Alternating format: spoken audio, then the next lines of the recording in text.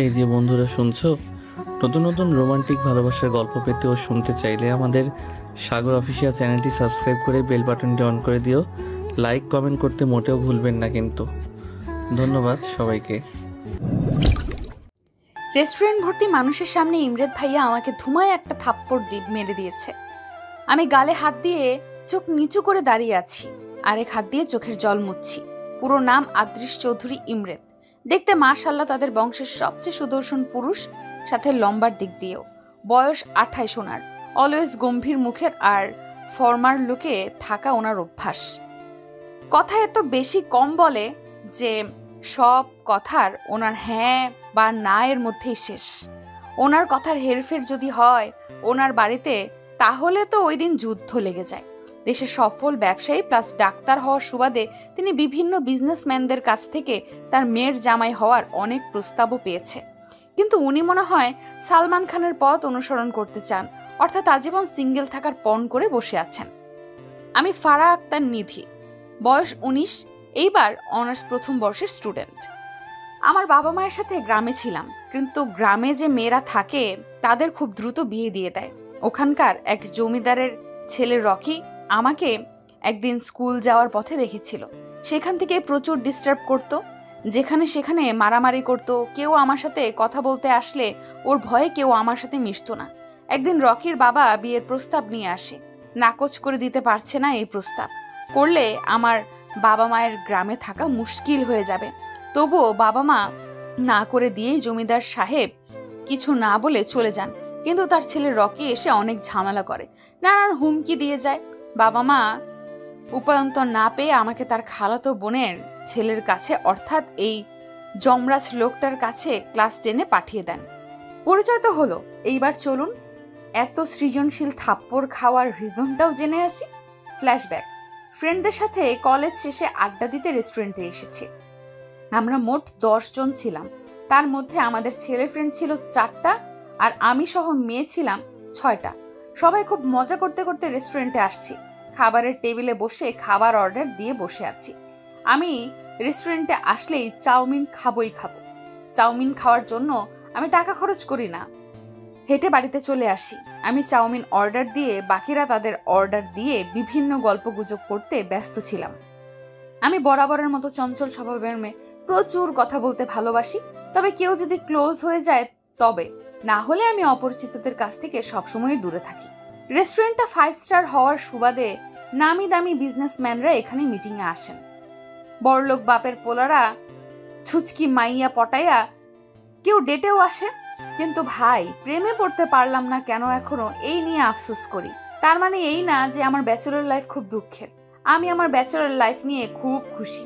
কিন্তু আশেপাশের পুতু পুতু কোনো প্রেম দেখলে মনে হতো আজ যদি কোনো বিএফ থাকতো। কিন্তু পরক্ষণে ভেবে ফেলি, যাক আল্লাহ বাঁচাইছে, এমন আপদ কোনো জীবনে নাই। ওয়েটার চাউমিন নিয়ে আসা দেখে আমি খুশিতে গদগদ হয়ে গেছি। কারণ চাউমিন দেখলে আমার মাথা ঠিক থাকে না, তবে সব সময় না, যখন ক্রেভিং জাগে তখন আর কি। আজ ক্রেভিং জাগছে যে চাউমিন খাবোই খাবো। ওয়েটার এইদিকে আসতে দেখে আমি হাত বাড়িয়ে চাউমিন নিতে যাব, অমনেই এক পিচ্চি বাচ্চা কই থেকে দৌড়ায় এসে আমার পায়ের সাথে ধাক্কা খেয়ে নিজে তো পড়ছে আমারে নিয়ে পড়ছে, সাথে আমার চাউমিন ফালায় দিয়েছে। আমার চাউমিন! নিচে বসে নিধি বলল।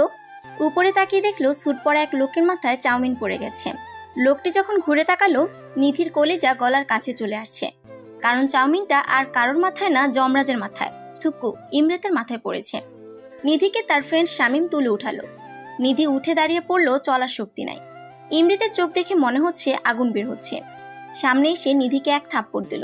ব্যাস, পুরো রেস্টুরেন্টের মানুষ ফ্রিতে সিনেমা দেখে নিল। বর্তমান। এইটা হলো আমার থাপ্পড় খাওয়ার কাহিনী। বাপ মায়ের একমাত্র সন্তান হওয়া সুবাদে কখনো জীবনে মার খাওয়ার সুযোগ হয়নি। কিন্তু যেদিন থেকে এদের বাড়িতে এসেছি, কখনো সোজা মুখে এই কুমড়ো পটাশ আমার সাথে কথা বলেনি। অলওয়েজ রেগে রেগে কথা বলে। মনে হয় ওর কোন পাকা ধানে মই দিয়ে দিয়েছি আমি। একে তো থাপ্পড় খাওয়ার জন্য গালটা ভীষণ জ্বলছে, কান্না আসছে খুব, কেঁদেও যাচ্ছি, চোখও মুছছি। আবার চাউমিন আমার পড়ে গিয়েছে দেখে আরো ভ্যা ভ্যা করে কাঁদতে লেগেছি। বাসায় আসছে নিধি, কিন্তু ভিতরটা ধুকপুক করছে ভীষণ ভাবে। কারণ মার খেয়েছে বাইরে ঠিকই, কিন্তু বাড়ি তো উনারই। আবারও যদি থাপ্পড় মারে? থাপ্পড়ের কথা মনে হতেই অটোমেটিক গালে হাত চলে গেল নিধির। কোনো রকমে ভিতরে আসলো সে। পিছন দিক থেকে দুইটা পিচ্ছি হাত নিধির কোমর ধরে বলল, ফুপি ধরে ফেলেছি। নিধি ফিক করে হেসে দিয়ে বলল, কে এমন দুঃসাহস করলো? আমি এই বাড়ির রাজকন্যা। নিধি বাচ্চাটাকে কোলে নিয়ে এক পাক দিয়ে বলল, কেমন আছে আমার রাজকন্যা? বলবো কেন? সকালে না দেখা দিয়ে তুমি চলে গিয়েছিলে কেন? সরি পরি, আমি আসলে যখন তোমার ঘরে যাই তখন তুমি ঘুমিয়েছিলে, তাই আমি না ডেকে চলে আসি। আচ্ছা আচ্ছা থাক, আর আমাকে ইমোজির মতো ব্ল্যাকমেল করতে হবে না। ইমোজি আবার কি? ও মা, তুমি ইমোজি চিনো না? মা যখন রাগ করে বাবাকে, তখন এইভাবে ইমোজির মতো ব্ল্যাকমেল করে। এতক্ষণে নিধি বুঝতে পারলো ও কিসের কথা বলছে। মামনি, ওটা ইমোজি না, ইমোশনাল ব্ল্যাকমেল হবে। ও হলো ব্ল্যাকমেল, আজই তো নাকি? মুখ ভেঙচিয়ে বলল পিচ্ছি। মাহি! পেছন থেকে ডাক পড়ল। পিচ্ছি অর্থাৎ মাহি আমার জামার পেছনে লুকিয়ে পড়লো আর বলল, প্লিজ পুপি বাঁচাও। সামনে এসে 28 বছর বয়সী নারী আসলো। ইনি হলেন ভাবি, অর্থাৎ ইমরেদ ভাইয়ার ভাবি, মেহবুব ভাইয়ার বউ। ইমরেদ ভাইয়ারা দুই ভাই, বড়টার নাম হচ্ছে মেহবুব ভাই, মেহবুব ভাইয়ের বউয়ের নাম স্মৃতি ভাবি। ভীষণ ভাবে ভালো উনি। এই নিধি, মাহিকে কি দেখেছো? নুডলসের প্যাকেট খুলে গার্ডেনে যেয়ে ছড়িয়ে আসছে। আজ ওর একদিন কি আমার একদিন। ভাবি বলে উঠলো। নিধি কিছু বলতে যাবে তার আগেই ভাবি খপ করে মাহির হাত সামনে টেনে নিয়ে আসলো। রাগে চোখে মেয়ের দিকে তাকালে মাহি টুপ করে তার মায়ের গালে চুমু খেয়ে বলল, সরি মা। এরকম কাজ করলে কেউ কি আর রেগে থাকতে পারে? স্মৃতি ভাবিও হেসে দিল। মায়ের হাসি দেখে মাহি এক দৌড় দিল। আরে আস্তে বাবা। স্মৃতি বলল। নিধি মামের মুহূর্ত উপভোগ করছিল। ইস, সে যখন গ্রামে থাকতো তার মায়ের সাথে কতই না দুষ্টামি করতো। তুমি অমন গালে হাত দিয়ে আছো কেন? স্মৃতি ভ্রুকুচকে জিজ্ঞেস করলো। নিধি কি বলবে বুঝতে পারছে না, ভেবাচাকা খেয়ে বসে আছে। আর বলবেই বা কি যে তার গুণধর দেবর সামনে থাপ্পড় মেরেছে। মানে আজ র‍্যাক ছিল কলেজে, কাকে র‍্যাক দিয়েছিল কে জানে, থাপ্পড় আমি খেয়েছি। নিধি ইনিয়ে বিনিয়ে বলে উঠল। স্মৃতি গালের হাত সরিয়ে দেখলো 5টা আঙুলের দাগ একদম বসে গেছে। ফর্সা মুখে মনে হচ্ছে লাল রক্ত জমাট বেঁধে গেছে। স্মৃতি আটকে উঠে বলল, এ কি, কত জোরে মেরেছে তোমাকে, পুরো গালের কি অবস্থা। আচ্ছা তোমার ভাই আসো, কোন বেয়াদবের দল এই হাল করেছে, ভার্সিটি যে সব কয়টার খবর নিতে বলবো। স্মৃতি ভাবি রেগে গিয়ে কথাগুলো বলল। তারপর আমার হাত টানতে টানতে ডাইনিং চেয়ারে বসিয়ে আইস প্যাক ধরে থাকলো। আসলে ভাবি আমাকে প্রচুর ভালোবাসে, আমার সব প্রয়োজন উনি এক নিমেষেই বুঝে যান। ক্লাস 10 থেকে আছি এই বাসায়, কিন্তু উনি আমার মায়ের মতন সব জিনিসেরই খেয়াল রাখে। আসলে মেহবুব ভাইয়ার ইমরেদ ভাইয়ার বাবা মা মারা যাওয়ার পর স্মৃতিভাবে সংসারটা সামলে রেখেছে। এত নামি দামি মানুষ হয়েও এক চুল পরিমাণ অহংকার নেই। এমনকি স্মৃতিভাবির ফ্যামিলিও অনেক হাই ক্লাস, কিন্তু তাদের পিতামাতার মন একদম পানির মতো পরিষ্কার, কোনো ভেজাল নেই। রাতের বেলা ইমরেদ হসপিটালের ডিউটি সেরে বাসায় আসছে। মেহবুব ভাইও অফিস থেকে ফিরে এসেছে। মাহি বসে আছে আর সবার জন্য অপেক্ষা করছে। ফ্রেশ হয়ে দুই ভাই নামলো। স্মৃতি খাবার সার্ভ করছে, যে যার চেয়ারে অবস্থান করলো। নিধি কই? মেহবুব দেখতে না পেয়ে জিজ্ঞেস করে বসলো। নিধির খুব জ্বর, আমি খাবার খাইয়ে ওষুধ খাইয়ে আসছি। মেহবুব অবাক হয়ে বলল, সে কি, জ্বর হলো কিভাবে? মার খেয়ে জ্বর আসছে। মেহবুব একটু মৃদু চিৎকার দিয়ে বলল, কে মেরেছে? আমি মেরেছি। ইমরেদ গম্ভীর মুখ হয়ে বলল। আর কি বলবে, দুজন চুপ হয়ে থাকলো, কারণ ইমরেদ শাসন করে নিধিকে একটু বেশি। কেন মেরেছো ফুপিকে তুমি? মাহি চোখ পাকিয়ে জিজ্ঞেস করলো। কারণ তোমার ফুপি ভুল করেছে, এখন কথা না বলে চুপচাপ খাও। ইমরেদ খাবার মুখে গুজে দিয়ে বলল। মাহি মুখ ভেঙচি দিয়ে তার মায়ের হাত থেকে খাবার খাচ্ছে। গভীর রাতে নিধির মনে হলো তার গালে কেউ হাত বুলিয়ে নরম স্পর্শ পাচ্ছে, কিন্তু জ্বরের জন্য চোখ খুলতে পারছে না সে। জোর দিয়ে যখন চোখ খুললো, অন্ধকার ঘরে কিছুই দেখতে পেল না। ঘরের দরজাও তো লক করা, কেই বা আসবে। আপনি খুব খারাপ ইমরেদ ভাইয়া, আপনার হাতের মার খাওয়ার জন্য আমি জ্বরে ভুগতেছি। দেখেন আপনার বউ হবে যখন, ওর হাতে মার খেয়ে আপনিও জ্বরে ভুগবেন।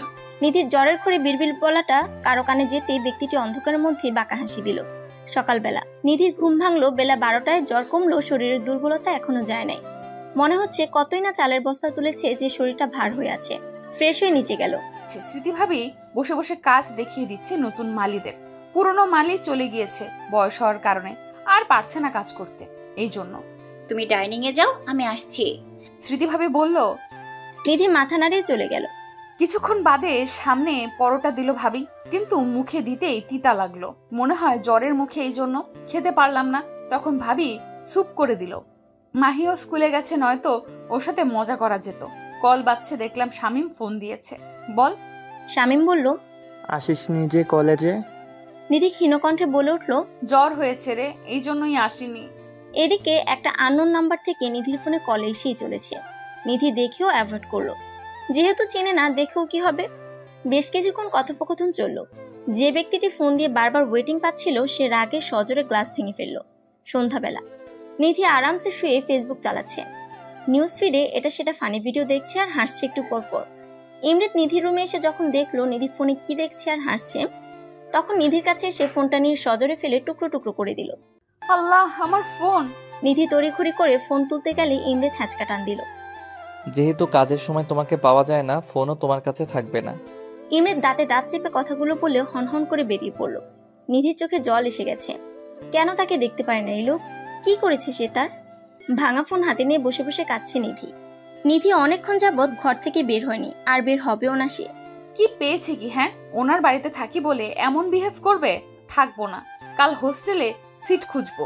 থাকবো না এই যমরাজের বাড়িতে। নিজে নিজে বকবক করছে আর চোখের জল মুছছে নিধি। এদিকে ইমরাত নিজের রাগ সংযত করতে পারছে না দেখে ওয়াশরুমে চলে গিয়েছে। গোসল করে বেরোনোর পর একটু হালকা লাগছে, তবে নিধির ফোনে ওয়েটিং এর কথা মনে পড়তে আবারও মাথার রগটা ফুলে উঠেছে।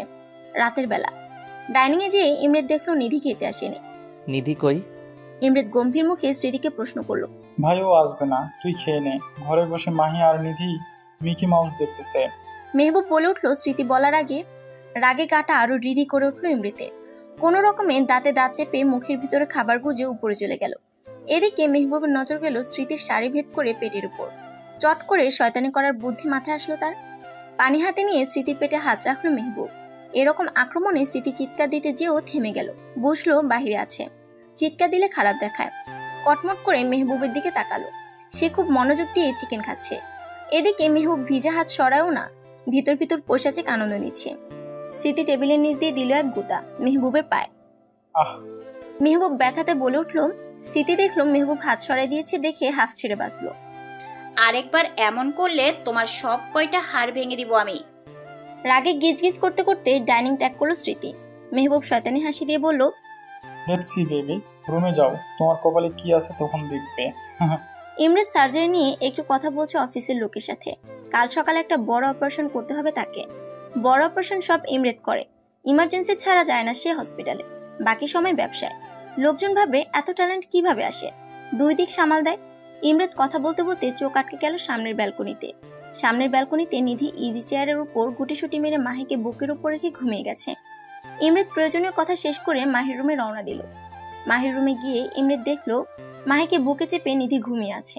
আসলেই কত নিষ্পাপ লাগছে দেখতে তাদের। মাহিকে কোলে নিয়ে ওর বেডে শুয়ে দিল। তারপর নিধির কাছে এসে কিছুক্ষণ তাকালো। এই মুখ দেখে আমি আমার বয়সটা ভুলে গেছি। আমি তোমার বাচ্চামো দেখে নিজের যে তোমার থেকে 10 বছরের বড় সেটাও ভুলে গেছি। কিন্তু কি করব বলো, আমি যে তোমাকে প্রথম দেখাতে দুর্বল হয়ে গেছি। নিজের অনুভূতির প্রতিটা শিরায় তোমাকে আবদ্ধ করে ফেলতে চাই, করে ফেলেছি এই 3 বছরে। হ্যাঁ, তোমাকে চাই, আমি খুব করে চাই। এত বেশি চাই যেন কখন আমি তোমার বড় কিংবা তুমি আমার ছোট, এই অনুভূতিটা বুঝতে না পারো। আমি তোমাকে ভালোবাসি অনেক বেশি, এত বেশি যে তোমাকে আমি ব্যতীত অন্য কেউ কখনো ভালোবাসা তো দূরেই থাক, পছন্দ করুক, আমি তা চাই না। আমি পারলে তোমাকে আমার রুক্ষ পিঞ্জরে লুকিয়ে ফেলতে চাই। আজ যখন তোমার খোঁজ নেওয়ার জন্য ফোন ওয়েটিং দেখলাম, বিলিভ মি, মনে হচ্ছে সামনে পেলে ঠাটিয়ে দুটি চরমারি। দুনিয়ার সবার সঙ্গে তোমার যত কথা, আর আমি সামনে আসলে তোমার মুখ বন্ধ হয়ে যায়। আমার অনুভূতির তোমার চোখে পড়তে দেই না, আমি জানি, কিন্তু খুব শীঘ্রই তোমাকে আমার অনুভূতির সাথে পরিচয় করাবো। নিধিকে কোলে তুলে মাহির পাশে শুয়ে দিল। কথাগুলো নিধি শুনতে পেত, কিন্তু ঘুমের জন্য তার হুঁশই নাই। কেউ তাকে তার অজান্তে এত বেশি চেয়ে ফেলেছে। নিধির কপালের চুল সরিয়ে মাথায় চুমু দিয়ে দুজনের গায়ে চাদর লাইট অফ করে ইমরেত চলে গেল। স্মৃতি ঘুমাতে পারছে না। যখন সে বেডে ঘুমাচ্ছে, মেহবুব তার গায়ে পানির ছিটা মারছে। দেখলো কোনো উপায়ন্তর নাই, নিজের রুমে থেকে চাদর নিয়ে বারান্দায় চলে গেল। মেহবুবের মেজাজটাই এবার খারাপ হয়ে গেল। এমনিতে সময় পায় না ওকে আদর করার, যখন কাছে পায় মাহি আসে না, হয় অন্য কাজ পড়ে। না, আর এরকম করতে দিব না। ওই ভুলে গেছে ওরে আমি কেমনে তুলে এনে বিয়ে করেছি। ধপাধপ পা ফেলে স্মৃতির কাছে এসে কোমরকে শক্ত করে ধরে কাছে ঘুরিয়ে দেয়ালে ঠেসে ঠোঁটে ঠোঁট বসালো। বেশ কিছুক্ষণ ছোটাছুটি করে স্মৃতি পার পেল না, যখন তখন নিজেও তাল মিলালো। সে জানে মেহবুব বরাবরই জেদি, আর সেখানে স্মৃতিকে নিয়ে সবসময় সিরিয়াস। স্মৃতির গায়ের ঘ্রাণ মেহবুবের কাছে টনিকের মতো কাজ করে। স্মৃতিকে কোলে তুলে ভালোবাসার রাজ্যে ডুব দিল মেহবুব। সকালবেলা নিধি নিজেকে বেডে পেয়ে একটু অবাক হলো। সে তো ছিল মাহিকে নিয়ে বারান্দায়, এখানে কিভাবে এলো সে?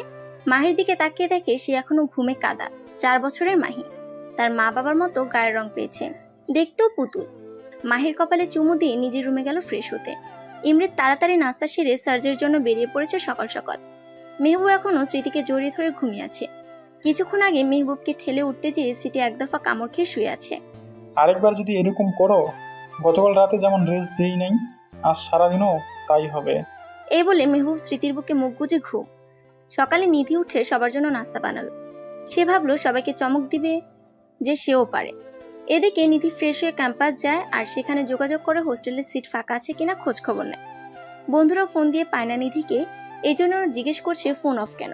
কি বলবে বুঝতে না পেরে নিধি কথা কাটিয়ে অন্য কথা তুলে ব্যস্ত হয়ে পড়ল। ইমরেজ সার্জারি শেষে ফ্রেশ মুড নিয়ে কেবিনে আসছে। তার অপারেশন সাকসেস হয়েছে।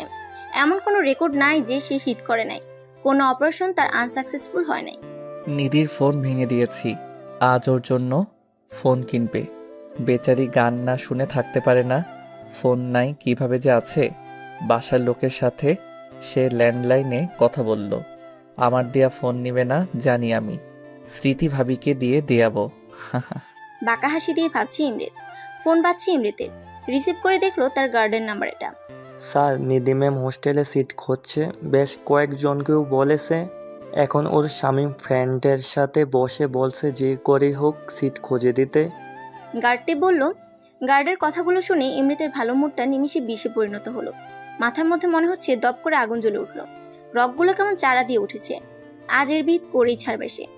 ও যেন সিট খুঁজে না পায়। আর শামীম ছেলেটারে একটা ধোলাই দাও, যেন হসপিটালে 1 মাস থাকে। খরচ নিয়ে নিও অফিসে এসে। Got it? রাগে দাঁতে দাঁত চেপে বলল ইমরেত। ফোন কেটে মাথার চুলগুলোকে অনবরত টানছে ইমরেত। মেজাজের সপ্তমে তার।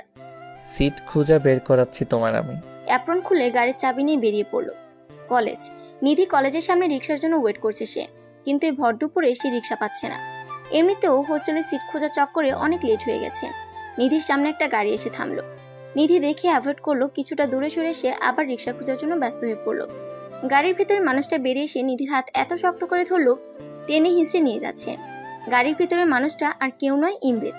ফর্সা মুখ, রোদে একদম চকচক করছে, কিন্তু মুখ লাল হয়ে গেছে রাগে।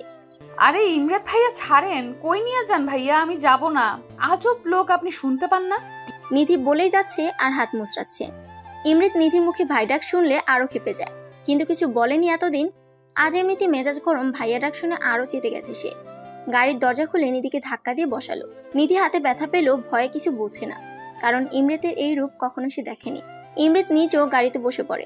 নিধির দিকে ঝুঁকে সিট বেল্ট লাগালো। নিধি এক প্রকার ভয় বলেই দিল, প্লিজ ভাইয়া গাড়ি চালাবেন না, আমি বাড়ি যাব। নিয়ে যাওয়াচ্ছি বাড়ি। দাঁতে দাঁত চেপে বলল ইমরেত। স্মৃতি মাত্র গোসল সেরে বের হলো। কাল রাত থেকে মেয়ের দেখা পায়নি সে। তাড়াহুড়ো করে বের হয়ে খুঁজছে মাহিকে। মাহিকে পেল স্মৃতি গার্ডেনে মাটি খেলা অবস্থায়। পুরো জামাতে মাটি ভরিয়ে দিয়েছে। ওকে কোলে তুলে নিয়ে গেল গোসল করানোর জন্য। এদিকে মেহবুব স্মৃতিকে খুঁজেই যাচ্ছে, কিন্তু ডাক দিয়েও পায় না। স্মৃতি মাহিকে গোসল করে নিয়ে আসছে কোলে করে। মামের খুনসুটি দেখতে মেহবুবের অনেক ভালো লাগছে। টুপ করে স্মৃতির কোমর জড়িয়ে ধরলো পিছন থেকে। স্মৃতি একটু কেঁপে উঠে বলল, মাথাটা গেছে নাকি বাচ্চার সামনে? তো মেহবুব ব্রুকুসকে দুজনকে আবার জাপড়ে ধরলো। গাড়ি চলছে অজানা রাস্তায়।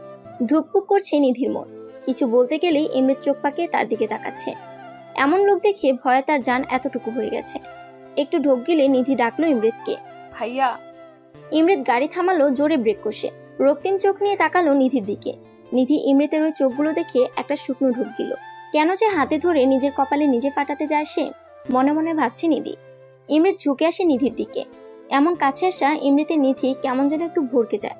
তবে ইমৃতের শরীর থেকে খুব সুন্দর একটা ঘ্রাণ আসছে, মনে হচ্ছে নিধির। আজ খেয়ে ফেলি ঘ্রাণ সহ মানুষটাকে। ছি ছি, কি সব ভাবছে সে। মনে মনে নিজেকে উকান্ডা বলে গালি দিল নিধি। চোখে তুলে তাকাতে যাবে, দেখে ইমৃতের চোখগুলো কেমন ঘোলা আর লাল হয়ে আছে, ঠোঁট দুটো শুষ্ক হয়ে আছে, চুলগুলো এলোমেলো, আর সামনের কপালে কিছু চুল তার। কেমন লাগছে যেন, ঠিক ভয়ঙ্করই লাগছে তার কাছে এখন মানুষটাকে বর্তমানে। ভাই, নিধি ভাইয়া ডাকটা সম্পূর্ণ বলার আগে ইমৃত তার 2 হাত দিয়ে নিধির মুখটা সামনে নিয়ে নিজের ঠোঁটের সাথে তার ঠোঁট মিলিয়ে দিল। এমন অ্যাটাক করা নিধি হজম করতে না পেরে চোখগুলো ডিমের মতো বড় বড় করে নিয়েছে।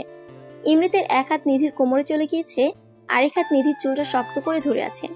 নিধি মনে হচ্ছে হাওয়াতে ভাসছে, শরীরটা প্যারালাইজড লাগছে তার কাছে, নিয়ন্ত্রণ নাই তার শরীর তার কাছে। এরকম কেন লাগছে? এরকম ইমরাত ভাইয়া করলো কেন? উনি তো আমারে দেখতেই পারে না, তাহলে এরকম করে চুমু খাচ্ছে কেন? বিভিন্ন প্রশ্ন নিধির মনে ঘুরপাক খাচ্ছে। অপর পাশে ইমৃত তার ঠোঁটের উপর নিজের ঠোঁট বিলীন করে যাচ্ছে, মনে হচ্ছে এই দিনটার জন্য সে অপেক্ষায় ছিল। অনেকক্ষণ হয়ে যাচ্ছে কিন্তু ইমৃতের সরে আসার নাম নেই। নিধির মনে হচ্ছে ঠোঁট মনে হয় আর নাই। একটু সরে আসতে চাইলে ইমৃত নিধির ওপর উঠে পড়ে, গাড়ির সিটের সাথে চেপে ধরে, নিজের মতো করে চুমু খেয়ে যাচ্ছে। বেশ কিছুক্ষণ পর ইমৃতের ঠোঁটের যুগলবন্দি থেকে নিধি মুক্তি পেল। নিধি আগে ঠোঁটে হাত দিচ্ছে, তার ঠোঁট আছে নাকি গায়েব হয়ে গেছে। হাত দিয়ে দেখলো আছে, কিন্তু জ্বলছে খুব। ইমৃত গাড়ির সিটে হেলান দিল, মাথা উপরের দিকে তুলে চোখ বন্ধ করে জোরে জোরে নিঃশ্বাস ফেলছে। নিধিও তাই। ইমৃত চোখ বন্ধ অবস্থায় বলে উঠল, এইভাবে আমার ভিতর আসার অধিকার আমি কখনো কাউকে দেইনি, কিন্তু তুমি যখন থেকে লাইফে আসছো আমার ভিতরটাকে প্রতিনিয়ত পুড়িয়ে ছারখার করছো। এর উত্তর আছে তোমার কাছে? নিধি এই কথা শুনে ভ্যাবলার মতো তাকিয়ে আছে ইমৃতের দিকে। কথাগুলো তার মাথার উপর দিয়ে যাচ্ছে। ইমৃত আবারও বলা শুরু করলো, আমি তো চাইনি তোমাকে ভালোবাসতে, কেন বাধ্য করলে আমার বাসায় এসে আমাকে তোমার মাতাল করা প্রেমে ফেলতে? বলো, কেন করলে? চিৎকার দিয়ে বলল ইমৃত। একে তো ইমৃতের কথা তার মাথার উপর দিয়ে যাচ্ছে, দ্বিতীয়ত ইমৃত যে তাকে ভালোবাসে এটা শুনে মনে হচ্ছে কেউ তাকে 10 তলা থেকে ফেলে দিয়েছে। ইমৃত নিধির কাছে এসে তার ঠোঁটে হাত বুলালো বৃদ্ধাঙ্গুল দিয়ে। নিধি এমন ছোঁয়াতে একটু কেঁপে গিয়ে সরে আসলো। খুব জ্বলছে তাই না বেবি? ইমৃত ঘোর লাগা কণ্ঠে বলছে। বেবি শুনে মনে হচ্ছে নিধি ঝটকা খাইছে। মনে হচ্ছে উড়াধুরা কাটতে পারলে ভালো হতো। ঠোঁটটাকে একটু চেপে ধরলো ইমৃত, জ্বলছে এমনিতে তার উপর চেপে ধরাতে। নিধি আসলে একটু ব্যথা পেয়েছে। এই জ্বলা ব্যথা সহ্য করে নাও, আমি এতদিন সহ্য করে এসেছি। নাও ইয়োর টার্ন। যে দহনে আমি পুড়েছি বা পুড়ছি, এখন আমার এই আক্রমণগুলো দিয়ে তোমাকে মারবো। ইমৃত কথাগুলো বলে ফোনে কাকে যেন কল দিল। কাজ হয়েছে? ইমৃত জিজ্ঞেস করলো তার গার্ডকে। গুড জব বলে ফোন কেটে দিল ইমৃত। আবারও নিধির দিকে তাকালো, সে চুপচাপ বসে আছে। প্রশ্ন অনেক চলছে তার মনে, কিন্তু জিজ্ঞেস করার সাহস সে পাচ্ছে না। ছোট মাথাতে এত চাপ নিও না, চাপ নিতে এত ইচ্ছা হইলে আমাকে নাও, আমাকে নিয়ে ভাবো, বাট ডোন্ট ইউ থিঙ্ক সেখানে আমার জায়গাতে ভুল করে অন্য কারো বিচরণ হোক। আর ভাইয়া ডাকার এই বোকামিটা নেক্সট টাইম করবা না, আদারওয়াইজ এর থেকে রেজাল্ট খারাপ করে দিব তোমার। আর জাস্ট কেবল তো শুরু, তোমার কাছে এই সব আমার অনুভূতির সংমিশ্রণগুলো তুমি এখন থেকে টের পাবে। বাঁকা হেসে গাড়ি চালানো শুরু করলো ইমৃত। আল্লাহ, সব ছেড়ে মানুষরূপী ডাক্তার দানব আমার উপরে আছর খেয়ে পড়লো। নিধি নিজের মনের কথাগুলো বলছে। বাড়ি পৌঁছালো তারা দুজন। ইমৃত গাড়ি থেকে নেমে টেনে নিধিকে নামালো।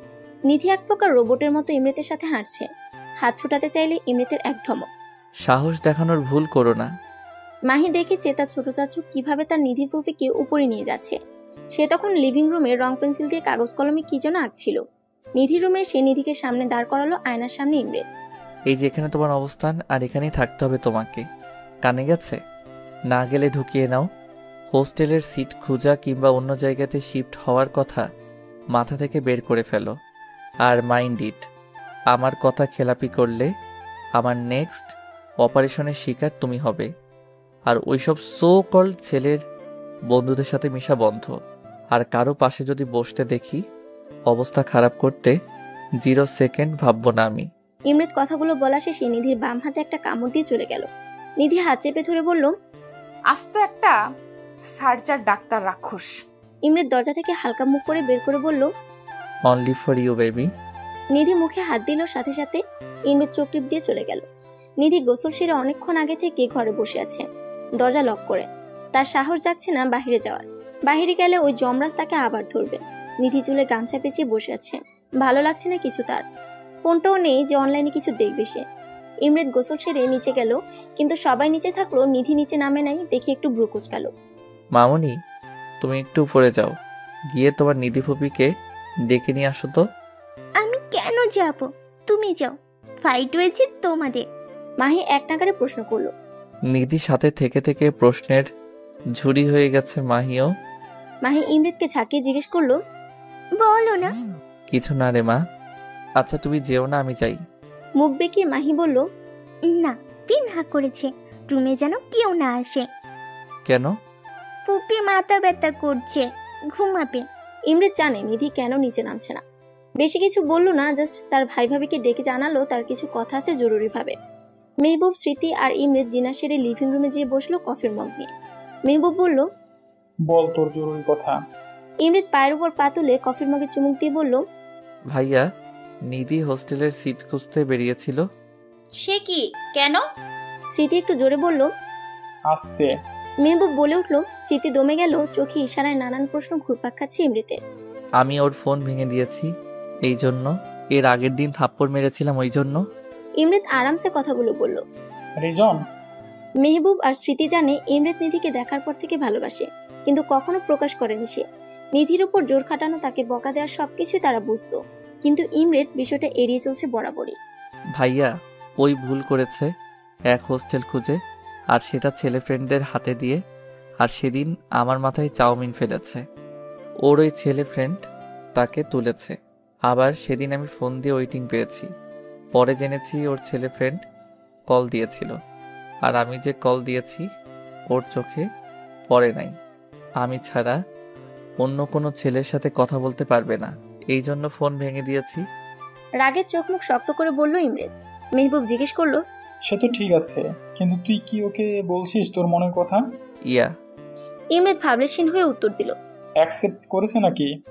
করে নাই, আসলে শখে আছে এক প্রকার। আর অ্যাকসেপ্ট করলে তো ভালো, আর না করলেও আমারে বিয়ে করে তাকে সংসার করতে হবে। ইমরেত একটু বাঁকাভাবে উত্তর দিল। দুই ভাই এক। স্মৃতি বিড়বিড় করে বলল। মেহবুব ঠিকই শুনতে পেয়েছে স্মৃতির কথা। স্মৃতির দিকে তাকাতে সে ভেঙচি দিল। মেহবুব বাঁকা হাসি দিল, ইশারায় বোঝালো ঘরে যে খবর আছে তার। ভাবি, এইটা ফোন ওর জন্য নিয়েছি, তুমি দিয়ে দিও, আমি দিলে কাহিনী করবে। স্মৃতির হাতে ইমরেত ফোন দিয়ে উপরে চলে গেল নিধির রুমে। মেহবুব স্মৃতিকে কোলে তুলে নিজের ঘরের পথে রওনা দিল। আরে, আবার কোলে নিয়েছো তুমি? বাড়িতে দেখে নিলে কে কি ভাববে? স্মৃতি এভাবে নানান কথা বলছিল, মেহবুব নিজের ঠোঁট দিয়ে স্মৃতির মুখ বন্ধ করে দিল। ইমরেত নিধির রুমে যে দেখে সে বারান্দাতে দাঁড়িয়ে আকাশের দিকে তাকিয়ে আছে স্থির দৃষ্টিতে, তার মানে সে এখনো ঘুমায়নি। ইমরেত পেছন থেকে নিধিকে ধরলে নিধি ভয় পেয়ে এক লাফে ইমরেতের থেকে দুই হাত দূরে সরে গেল। ইমরেত ভ্রু উঁচিয়ে জিজ্ঞেস করলো, এনিথিং রং? নিধি মুখ ঘুরিয়ে নিল। আপাতত এখান থেকে কেটে পড়তে পারলে ভালো হবে। এই মানুষটার সাথে কথা বলতে ভাল লাগে না। কাম। ইমরেত হাত দিয়ে কাছে ডাকছে নিধিকে। নিধি মুখ উঁচিয়ে ভেঙচি দিল যে সে যাবে না। ইমরেত কটমট করে তাকালেও নিধির নজর স্থির তার নিজের পায়ের দিকে। ইমরেত কাছে যেয়ে নিধির কোমর চেপে উপরে তুলল। নিধি হকচকে টাল সামলানোর জন্য ইমরেতের টি শার্টের গলা ধরে আছে। এক কথা তো একেবারে কানে যায় না তোমার, তাই না? ইমরেত রেগে জিজ্ঞেস করলো, আপনি যখন তখন এইভাবে কাছে আসেন কেন? একটু নামান আমাকে। নিধি বলল, আমি সব সময় নিজের মর্জিতে চলি, এটা হয়তো তুমি এতদিনে বুঝে গেছো। ইমরেত ভ্রুকুচকে জিজ্ঞেস করলো, মাহি চলে আসবে প্লিজ ভাইয়া, ওর ঘুমানোর টাইমও হয়ে এসেছে। নিধি ভয়ে ভয়ে বলল, তো দেখবে তার চাচ্চু আর ফুপি কিভাবে রোম্যান্স করছে। নিধির কানের মুখ নিয়ে কথাগুলো বলল। নিধি এরকম নিঃশ্বাসের সাথে লড়াই করার ক্ষমতা নেই তার। কেমন যেন কুচকে গেল ইমরেতের বুকের মধ্যে। ইমরেত আরেকটু শক্ত করে নিধির কোমরটা ধরল। নিচে আসো নাই কেন? তুমি জানো না আমি তোমার জন্য অপেক্ষা করব? ইমরেত একটু ঘোর লাগা কণ্ঠে কথাগুলো বলছে। আপনি ছিলেন যে এই জন্য যাইনি। নিধি মুখ ভেঙচে কথাগুলো বলল। ইমরেতের দিকে তাকিয়ে এসে বুঝতে পারলো ভুল সময়ে ভুল উত্তর দিয়ে ফেলেছে। সাথে সাথে মুখে হাত দিল। ইমরেত নিধির মুখ থেকে তার হাতটা সরালো, ঠোঁটে হালকা স্পর্শ দিল। নিধির মনে হচ্ছে কেউ গলাটা চেপে ধরে আছে। ভালোবাসি খুব বেশি তোমায়। ইমরেত ঘোর লাগানো কণ্ঠে অস্ফুট স্বরে বলে উঠল, ফুপি। মাহির চিৎকারে দুজনে দুই দিকে ছিটকে পড়ল। নিধি বুকে ফু দিচ্ছে নিজের, আর ইমরেত নিধির ধাক্কা খাওয়াতে একটু রেগে কিছু বলতে যাবে, তার আগে আবারও আওয়াজ। কই তুমি ফুপি? আমি ঘুমাবো, ভয় লাগে তো। মাহি বলছে। নিধি তড়িৎ গতিতে মাহির কাছে গেল আর কোলে তুলে নিল ওকে। নিজেরে ভাতিজি দেখি, চাচুর প্রেমের কাবাবে হাড্ডি হচ্ছে, বিয়ে হলে দেখা যাবে। নিধি মাহিকে নিয়ে ঘুমাবে বাসর ঘরে। ইমরেত নিজে নিজে বলল। ইমরেত যাওয়ার সময় নিধিকে শাসিয়ে গেল যে আরেকবার হাতের কাছে পড়লে খবর আছে। সকালবেলা সবাই ডাইনিং এ নাস্তা খাচ্ছিল, এমন সময় উপস্থিত হলো নিধির বাবা মা। নিধি ওর বাবা মাকে দেখে তাদের জড়িয়ে ধরল। অনেকদিন পর দেখে মনে হচ্ছে কেঁদে দিয়েছে। ঈদে যেতে পারে না ওই জমিদারের ছেলের জন্য। কেমন আছিস? নিধির মা জিজ্ঞেস করলো। ভালো, তোমাদের দেখে অনেক ভালো হয়ে গেছি। নিধি ওর মাকে বলল। এইভাবে নানান কথা হচ্ছিল। ইমরেত নিধির এমন খুশি মুখ দেখতে চেয়েছিল, কিন্তু বুকের কোণে কোথাও যেন মনে হচ্ছে ব্যথা হচ্ছে। তার চিন্তা, নিধির বাবা মা এসেছে, এখন যদি নিধিকে নিয়ে চলে যায় সে তো থাকতে পারবে না নিধিকে ছাড়া। নিঃশ্বাসটা আটকে আসছে গলার কাছে ইমরেতের। নিধির বাবা মা এখানে এসেছে কারণ নিধির বাবা সরকারি কাজ আটকে পড়ে আছে, সেটা দেখতে এসেছে। নিধি ওর মাকে বলল, মা আমি বাড়ি যাব তোমাদের সাথে। ইমরেত কটমট করে তাকালো। নিধি ওর মায়ের পিছে একটু মুখ লুকালো। স্মৃতি ইশারায় ইমরেতকে শান্ত হতে বলে। কেন, আমার বোনের কি এখানে ভালো লাগছে না? মেহবুব জিজ্ঞেস করলো নিধিকে। নিধি মুচকে হাসলো। ইমরেত উপরে গেল। কিছুক্ষণ পর নিধিকে ডাকলো। আমার কফি কই নিধি? ইমরেত বলল, সকালে প্রতিদিন ইমরেতকে কফি দেওয়া নিধির কাজ। আসলে নিধি আসার পর এখানে নিধি ইমরেতকে কফি দেয় আন্টি। স্মৃতি ইমরেতের রাগ সম্পর্কে অভিজ্ঞত। সে কেন ডাকছে নিধিকে এখন ভালো মতো বুঝেছে। এখন নিধি না উঠলে যে তাণ্ডব করবে সেটা বুঝতে পেরেছে, তাই কথাগুলো বলল। যা দিয়ে আয় কফি, ইমরেত বাবা চাইছে। নিধির বাবা উত্তর দিল। নিধি দেখলো উপায়ন্তর নেই, তখন ভয়ে ভয়ে কফি বানিয়ে ইমরেতের ঘরে রওনা দিল। নিজের বুকে ফু দিল যেন যমরাজ তার জমগিরি না তুলে। স্মৃতি, মেহবুব, রফিক এবং রুবা সবাই নিচে কথা বলছে। মাহি বসে আছে নিধির মায়ের কোলে। মেহবুব বলে উঠল, আসলে আঙ্কেল আপনার সাথে একটু জরুরি কথা ছিল। নিধির বাবা চায়ের কাপ টেবিলে রেখে বলল, হ্যাঁ বাবা বলো। নিধির বিয়ে শাদীর কথা কি কিছু ভাবছেন? নিধির বাবা একটু চিন্তিত স্বরে বলল, আসলে বাবা বিয়ের প্রস্তাব তো অনেক আসছে, কিন্তু জমিদারের ছেলের জন্য সবগুলো ভেঙে যাচ্ছে। যে প্রস্তাব দিচ্ছে সেই পরিবারকে মারার হুমকি দিয়ে আসছে সে। নিধির মা হতাশ সুরে বলল, না জানি আমার মেয়েটার কপালে কি আছে। নিধির বিয়ে আমি আমার ভাই ইমরেতের সাথে দিতে চাই। মেহবুবের সোজা সাপটা উত্তর। নিধির বাবা মা প্রস্তাবটা শুনে ভরকে গেল। তাদের অত সামর্থ্য নাই যে বড় ঘরে মেয়ে দিবে। চৌধুরী পরিবার এই শহরের সবচেয়ে ধনী পরিবার, সেটা লোকমুখে শোনা যায়। এই প্রস্তাবে তারা যে অপ্রস্তুত হয়েছে স্মৃতি সেটা বুঝতে পেরেছে। আঙ্কেল আমাদের ইমরেত খুবই ভালো। সে নিধিকে সেই 4 বছর থেকে ভালোবাসে। সে এখানে আসার পর ইমরেতের মধ্যে আমরা যতটা চেঞ্জ দেখতে পাই তা কখনো দেখিনি। আপনি ভাববেন না আমরা জোর করছি। ইমরেত নিধিকে নিয়ে কতটা দুর্বল আমরা দেখতে পাই সেটা। আর নিধিকে প্রচন্ড ভালোবাসে। নিধিকে ছাড়া সে যে অন্য কাউকে এখনো পর্যন্ত বিয়ে করতেও চায় না। বিয়ে নামক শব্দ শুনলে রেগে যায় সে। নিধিকে আমরা আমাদের বাড়ির ছোট পুত্রবধূ হিসাবে চাই আঙ্কেল। স্মৃতি নিধির মায়ের হাত ধরে কথাগুলো বলল। নিধির বাবা মায়ের মনে হচ্ছে আকাশের চাঁদ হাতে পেল, সেই সাথে সৎপাত্র নিজের মেয়ের জন্য পেল। বুক থেকে অনেক বড় একটা পাথর যেন মনে হলো সরে গেল তাদের। নিধির বাবা মাও কথা পাকা করে দিল যে ইমরেতের সাথে নিধির বিয়ে দিবে। মেহবুব স্মৃতির দিকে তাকিয়ে চোখ টিপ দিল। স্মৃতি বাচারি লজ্জা পেয়ে মিষ্টি আনতে গেল। তাদের মধ্যে এই কথা হলো নিধির প্রথম বর্ষ পরীক্ষা শেষে বিয়ে দিবে দুজনে। ততদিন কথাটা নিধির অজানা থাকুক। অহেতুক চাপ নিয়ে পরীক্ষা খারাপ করুক তার দরকার নেই। ইমরেতের রুমে নিধি কফি নিয়ে গেছে। রুমে নক করলো, কিন্তু রেসপন্স না আসাতেই ফিরে আসতে গেলে নিধিকে টেনে ইমরেত রুমের ভিতরে নিয়ে দরজা লক করে দিল। এইভাবে হ্যাচকা টান পড়াতে নিধির হাত থেকে কফির মগ পড়ে ভেঙে গেছে। নিধি মুখ না তুলে কফির মগের দিকে তাকিয়ে কথাগুলো বলল। আরে দিলে তো মগটা ভেঙে। ইমরেতের সারা শব্দ না পেয়ে নিধি যখন মুখ তুলে উপরে তাকালো, তখন ইমরেতের মুখটার দিকে তাকালো। ইমরেতের মুখ দেখে সে ভীষণ ভয় পেয়ে গেল। ইমরেতের মুখ ভীষণ লাল, দেখেই মনে হচ্ছে মাথায় খুন চেপে আছে তার। ইমরেতকে এইভাবে দেখে নিধির ভয়ে হাত পা ঠান্ডা হয়ে আসছে, সরতে পারছে না। ইমরেত চিৎকার দিয়ে বলছে, সাহস কি করে হয় তোমার বাড়ি যাওয়ার নাম নেয়ার? আমি যে না করেছিলাম তুমি শুনতে পাওনি? আমি যে তোমাকে ছাড়া কিছু ভাবতে পারি না, থাকতে পারি না, এটা কি বোঝো না তুমি? দেখুন। কি দেখবো বলো, বলো কি দেখবো? ভাগ্যিস বড়লোক ইমরেতের রুমের দরজা সাউন্ড প্রুফ। ভয়ে ভয়ে বলল নিধি, আমি কি আমার বাবা মায়ের বাড়ি যেতে পারি না? আবারও চিল্লিয়ে বলছে ইমরেত। না পারো না তুমি। তুমি বিহীন আমার শ্বাসটা যে আটকে আসে, এটা কি বোঝো না তুমি? আপনি আমার উপরে এইভাবে অধিকার দেখাতে পারেন না। অধিকার? অধিকার চিনাস তুই আমারে? আরে ইডিয়েট, তোর উপরে তোর অধিকার নাই কোনো। তোর উপরে এই ইমরেত চৌধুরীর অধিকার শুধু। নিধির কোমর শক্ত করে চেপে ধরে। নিধি ভয়ে আর কোনো কথাই বলতে পারছে না। এই ইমরেত নামক প্রাণীটাকে যে অসম্ভব ভয় পায় সে। ইমরেত শান্ত স্বরে বলল, কেন এইভাবে পুড়াচ্ছ আমায়? যখন পুড়াচ্ছ তুমি, এর মলমও তুমি হবে। এই দহনে তোমাকেও মারবো আমি, আর সেখানে তোমার মর্জি হোক বা না হোক। ইমরেত তার কোমরটা অনেক শক্তভাবে চেপে আছে। মনে হচ্ছে তার আঙুল দেবে যে নিধির জামা ভেদ করে ভিতরে ঢুকে যাবে। ভাই, নিধির পুরা কথা শেষ হওয়ার আগে ইমরেত নিধির ঠোঁটে নিজের ঠোঁট বসিয়ে দিল। নিধি ছট করে চোখ বন্ধ করে নিল। ইমরেত অনেক রুডলি কিস করছে। নিধির ঠোঁটের চামড়া মনে হচ্ছে উঠে গেছে। কান্না আসছে না কেন তার? কেন বুকটা ধকধক করছে তার এমন চুমুতে? কেন সরাতে পারছি না? অপরদিকে ইমরেত কোন নেশায় জড়ালো সে? কেনই নিধি নামক নেশাতে মেতে উঠেছে? ছুটাতে চাইছে না, আরো তীব্রভাবে তার সাথে নিজেকে ক্রাশ করে ফেলেছে। হ্যাঁ, তার নিধিকে চাই, যেইভাবে হোক চাই। সে না চাইলেও তাকে তার চাই। আমি যে তুমিতে আসক্ত। চুমু দিতে দিতে ক্লান্ত হলো ইমরেত। ঠোঁট ছাড়ে নাই নিধি, শুষে নিচ্ছে। এদিকে নিধির শ্বাস আটকে গেছে মনে হচ্ছে। বেশ অনেকক্ষণ পর ইমরেত নিধির ঠোঁট ছাড়লো। দুজনে খুব জোরে জোরে নিঃশ্বাস ফেলছে। ইমরেত শান্ত হয়ে গেল। নিধির নিঃশ্বাস এখনো ঘন ঘন পড়ছে। ইমরেত নিধিকে তার শরীরের সাথে মিশিয়ে নিল আরেকটু নিবিড়ভাবে। এই বাবু, এইভাবে শ্বাস ফেলে কেউ? আমি আর পারছি না তোমাকে ছাড়া নিজেরে নিয়ে ভাবতে। ইমরেতের ঘোর লাগানো কণ্ঠ শুনে নিধির শরীরে পশম মনে হচ্ছে দাঁড়িয়ে গেল। এইভাবে নিঃশ্বাস নিলে লোকে কি ভাববে? লোকদের ভাবনা নিয়ে I don't care, I only care about you. Imret নিধির কানে কথাটা বলল। সরুন। তুতলে বলছে নিধি চোখ বন্ধ করে। নিচে চেয়ে সাপ মানা করবে যে তুমি যাচ্ছ না তাদের সাথে। তুমি আমার কথার অপোজিট করো। আমি নিজেও জানি না তোমার কি করব আমি। ইমরেত চোখ মুখ শক্ত করে বলল।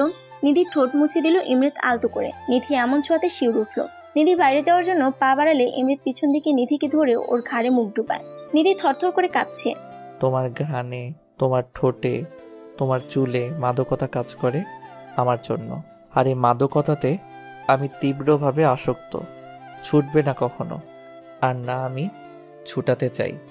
নিধি যখন নিচে নামে তখন দেখি ইমরেত খুব আয়াস করে যমরাজ লোকে সবার সাথে খুশ গল্প শুনতে বিজি আছে। আস্ত দানব, ঠোঁটটা কত ব্যথা করছে এখনো। নিধি অসহায়ের সাথে বিড়বিড় করলো। স্মৃতি নিধির ঠোঁটের দিকে নজর গেল। দেখে নিধির ঠোঁট অনেক ফুলা। ইমরেতের দিকে তাকিয়ে বুঝলো এই কিছু একটা করেছে। এই দুই ভাই একই, মানুষজন বুঝে না। মেহবুব মাহিকে কোল থেকে নামিয়ে স্মৃতির উদাম পেটে হাত দেয় সবার আড়ালে। স্মৃতি শিউরে উঠেও নিজেকে সামনে নিল। মেহবুবের দিকে রেগে তাকালো। মেহবুবের কোনো ভাবান্তর নেই, মনে হচ্ছে সে কিছুই করেনি। স্মৃতি হালকা করে হাত উঠিয়ে সবার মনোযোগের আড়ালে মেহবুবের পেটে দিল কোনো দিয়ে ধাক্কা। মেহবুব আওয়াজ বলতে চেয়েও মুখে রেখে দিল ব্যথাটা, কারণ সবাই সামনে আছে। নিধি তার মায়ের পাশে গুটিসুটি মেরে বসে আছে। ইমরেত তার সামনের চেয়ারে পায়ের উপর পাতুলে কফি খাচ্ছে আর নিধি দিকে মগ্ন হয়ে আছে। নিধি আর চোখে তাকালেও বুঝতে দিচ্ছে না ইমরেতকে, কিন্তু ইমরেত নিধির আর চোখে দেখাটাকে বুঝতে পেরে বাঁকা হাসি দেয়। নিধির বাবা মাকে আর বলতে পারলো না যে তাদের সাথে যেতে চায়। যখনই তার মাকে সে কিছু বলতে চাইছে তখনই ইমরেত তার দিকে চোখ রাঙিয়ে তাকাচ্ছে। বেচারা নিধি না গিলতে পারছে ইমরেতকে, না হজম করতে পারছে। এদিকে স্মৃতি ইমরেতকে সবার আড়ালে হাসতে হাসতে নিয়ে যায়। স্মৃতি ইমরেতকে জানালো, যার জন্য আমার গম্ভীর মুখদেবর এতটা ডেসপারেট হয়ে আছে, তাকে সারা জীবন তোমার করার জন্য তার বাবা মা তোমার ভাইকে কথা দিয়ে দিয়েছে। ওনারা কথা না দিলেও আর নিধি না চাইলেও আমি ঠিকই ওর প্রথম বর্ষের পরীক্ষার পর তুলে নিয়ে যেয়ে বিয়ে করতাম। ইমরেত সোজা স্টাইলে বাঁকা জবাব। স্মৃতি জানালো ঠাট্টা সুরে, দুই ভাই একই। তোমার ভাইয়ের মতো হইলে বেচারি নিধির কপালে যে কি আছে। ওর কপাল ভালো আছে, এরকম ডাবল রোলের সঙ্গে পাচ্ছে হ্যান্ডসাম জামাইকে। ইমরেত নাক ফুলিয়ে বলল। স্মৃতি হেসে তাদের কাছে রওনা দিল। আর ইমরেতও খুশি, স্মৃতির বাবা মা সবকিছুই জানে আর কথাও দিয়েছে যে নিধি তার হবে। নিধির বাবা সরকারি যে কাজ আটকে ছিল ইমরেত তার লোক দিয়ে ফাইল আইনিভাবে নিয়ে আসছে। সমস্যার সমাধানও হয়ে গিয়েছে। সন্ধ্যার দিকে নিধির বাবা মা চলে গেল। এমনিতে নিধি তার বাবা মাকে এতদিন পর দেখতে পেয়েছে। জমিদারি ছেলের জন্য দেখতে যেতে পারে না গ্রামে। কান্নাকাটি করে বিদায় দিয়ে নিধি তার বাবা মাকে নিজের চোখ ফুলিয়ে ফেলেছে। ইমরেত ইশারাতে না করেছে কাঁদতে, কিন্তু নিধি যতবারই ইমরেতের দিকে তাকিয়েছে ততবারই আরো জোরে কেঁদেছে। মাহি বারবার এসে চোখ মুছে দিচ্ছে। ও ফুপি, তুমি কেঁদে দিলে আমিও কাঁদবো। সে জানায়। মাহির এমন কথা শুনে নিধি মাহির সামনে না কাঁদলেও রুমে যেয়ে ঠিকই কাঁদছে। স্মৃতি রাতের খাবার জন্য ডাকলে দেখে কাদার জন্য মাথা ভার হয়ে গেছে, এখন আর উঠতে পারে না সে। আমি খাবো না ভাবিপু, ভাবি প্লাস আপু নিধি ভালোবেসে ডাকে। তোমরা খেয়ে ঘুমাও। নিধি মাথা ধরে বলল। স্মৃতি নিচে এসে ইমৃতকে জানালো। ইমৃত জানায় তারা খেয়ে নিয়ে ঘুমায় যেতে, নিধিকে উনি খাওয়াবে। ইমৃত অফিসের কিছু কাজ সেরে হসপিটালের কিছু খোঁজ নিয়ে খাবার নিয়ে নিধির রুমে গেল। নিধির রুমে যেয়ে ইমৃতের শ্বাস আটকে যাওয়ার মতো অবস্থা। নিধির পরনের প্লাজো হাঁটু অব্দি উঠে আছে, আর টি শার্টও উঠে আছে হালকা। ফর্সা পেট দেখা যাচ্ছে, চুলগুলো এলোমেলো। কান্নার কারণে চোখ হালকা আর নাকটা অসম্ভব লাল হয়ে আছে Nidhi. I have to control myself. নিজে নিজে বিড়বিড় করছে ইমরেন, কিন্তু যখনই নিধির দিকে তাকাচ্ছে সব আউলে যাচ্ছে। 2-3টা বড় নিঃশ্বাস ফেলে নিধিকে ডাকলো ইমরেন। এই নিধি ওঠো, খাও, খেয়ে মেডিসিন নিয়ে অফ যাও। ইমরেন ধীরে ধীরে বলল। নিধি ঘুমে ভিভোর আর মাথা ব্যথায় ক্লান্ত থাকার কারণে ইমৃতের ডাকে সাড়া না দিয়ে পিঠ উল্টে দিল। পিঠ থেকে টি শার্টটা আরেকটু উঠে গেছে। ইমৃতের চোখ বেরিয়ে আসার উপক্রম। এই মেয়ের কোনো দিকে হুঁশ নাই। ঘুমানোর সময় বিয়ের পর একে তো আমার সাথে বদ্ধভাবে বেঁধে রাখতে হবে, রাতে কিংবা যখন ঘুমাবে। ইমৃতের আর কন্ট্রোল হচ্ছে না, চলে যাওয়ার জন্য পা বাড়াতে যেও পারছে না। সে একটা একটা করে পা ফেলে নিধির কাছে গেল। নিধির পিঠের দিকে একধানে তাকিয়ে আছে, চোখ আটকে গেল কোমরে থাকা লাল তিলে। ব্যাস, এইটুকুই ছিল কন্ট্রোল কেড়ে নেওয়ার জন্য ইমৃতের। নিধি উপর হয়ে শুয়েছিল। ধীর পায়ে ইমৃত যেয়ে নিধির পাশে বসলো। মাদকতা চোখে নিয়ে নিধির তিলের দিকে সে তাকিয়ে রয়েছে। সে যখন একটু ছুঁয়ে দিল নিধির লাল তিলটার উপর আঙুল দিয়ে, তখন মনে হয় নিধি ঘুমের মধ্যে কেঁপে উঠল। নিধির কোমরের কাছে ইমৃত ঠোঁট নিয়ে বেশ কয়েকটা চুমু দিয়ে আর লাল তিলটাকে আরো রক্তাক্ত করে দিল, সাথে তিলের আশেপাশে জায়গাটাকেও। নাকে ঘুমানোর শাস্তি প্লাস আমার ভালোবাসা। বাঁকা হেসে ইমৃত কথাগুলো বলে নিধির গায়ের উপর চাদর দিয়ে বেরিয়ে গেল। নিধি খেলো না দেখে নিজেও খেলো না। সকালবেলা, যেহেতু আজ শুক্রবার সবাই বাসায় থাকবে, নিধির ঘুম ভাঙলো বেলা 9টায়। নিজেকে ফ্রেশ করবে আপাতত সে, যেহেতু না খেয়ে ঘুমিয়েছে। সে নাড়ি ভুড়ি খাওয়ার জন্য পেট থেকে এখন খাও খাও করছে। নিধির মাথাটা হালকা ভার হয়ে থাকলেও ঘুমানোর ফলে ফ্রেশ লাগছে। পাশে টি টেবিলে চোখ গেল নিধির। সুন্দর ব্ল্যাক কালারের র্যাপিং পেপারে মোড়ানো কিছু একটা উপরে লেখা স্মৃতি। নিধি এক্সাইটেড হয়ে তাড়াতাড়ি করে খুলতে যেয়ে র্যাপিং পেপারের ধারে আঙুল কেটে ফেলেছে। আহ বলেও দেখে রক্ত বেরোচ্ছে। সেদিকে মাথা ব্যথা নেই, মুখে নিয়ে আঙুলটাকে চুষে পুরো কভারটা খুলে দেখলো আইফোন 11 প্রো ম্যাক্স। নিধির মুখটা এত বড় হয়ে গেছে, খুশিতে নেচে দিল ফোন পে। কিছুক্ষণ নেচে নিল নিধি। ফোন বেডে রেখে নিধি গেল ফ্রেশ হতে। এতক্ষণ নিধির রুমে সিসিটিভি ফুটেজ দিয়ে তার কাণ্ড দেখছিল ইমৃত তার ল্যাপটপের দ্বারা। নিধির এরকম বাচ্চামি দেখে সে 4 বছর আগে ঘায়েল হয়ে তার প্রেমে পড়েছিল। মুচকি হাসিতে ইমৃতকে দারুণ লাগে যদি নিধি দেখত। নিধি ওয়াশরুমে যেয়ে দেখলো জামা চেঞ্জ করার সময় কোমরের জায়গাতে তিলের অংশটুকু কেমন কালশিটে ভাবে লাল হয়েছে। মনে হচ্ছে কেউ ওই জায়গাটা ইচ্ছে মতো খুঁচাইছে। কিছুক্ষণ নাড়াচাড়া করে যখন হদিশ পেল না নিধি, তখন পাত্তা না দিয়ে ফ্রেশ হয়ে নিচে গেল সে। নিধি নিচে যেয়ে দেখলো স্মৃতি কিচেনে আজ রান্না করছে। আজকে তাহলে ভাইয়া কিছু আবদার করেছে, এই জন্য ভাবিপু সকাল সকাল আসছে। Thank you.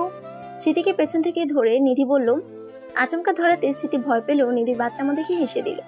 স্মৃতি জিজ্ঞেস করলো, তা কিসের জন্য থ্যাংক ইউ শুনি? নিধি হাতে থাকা ফোন দেখালো। নিধি বলল, এই যে ফোন। স্মৃতি বুঝলো ইমৃত দিয়েছে তার নাম করে। গতকালই তো জানালো সে যে নিধিকে ফোন দিবে। নিধি ঠোঁট উল্টে জিজ্ঞেস করলো, তুমি কিভাবে জানলে ভাবিপু যে আমার ফোন ভেঙে গিয়েছে? স্মৃতি হেসে বলল, আমাকে তুই ম্যাজিশিয়ান ডাকিস না, আমি আমার ম্যাজিক দিয়ে চেনে ফেলেছি। নিধিও ফিক করে হেসে স্মৃতিকে ধরলো। নিধি স্মৃতিকে হেল্প করলো কিচেনে। ডাইনিং এ খাবার সাজালো। সবাই খেতে আসছে নিচে। ইমৃত নিধির দিকে তাকালো, যেমন নিধিকে প্রফুল্ল দেখাচ্ছে, মনে হয় না কাল কেঁদেছ। সবাই যখন খেতে বসলো, নিধি আর চোখে ইমৃতের দিকে তাকিয়ে ফোনটা লুকিয়ে ফেললো। না জানি এই যমরাজ এই ফোনটাও খেয়ে দেয়। ইমৃত খেয়াল করলো, মনে মনে হাসলো সে। নিধি মাইকে কোলে নিয়ে নাস্তা খেতে বসলো। Living room. খাওয়া শেষে সবাই লিভিং রুমে আড্ডা দিচ্ছে।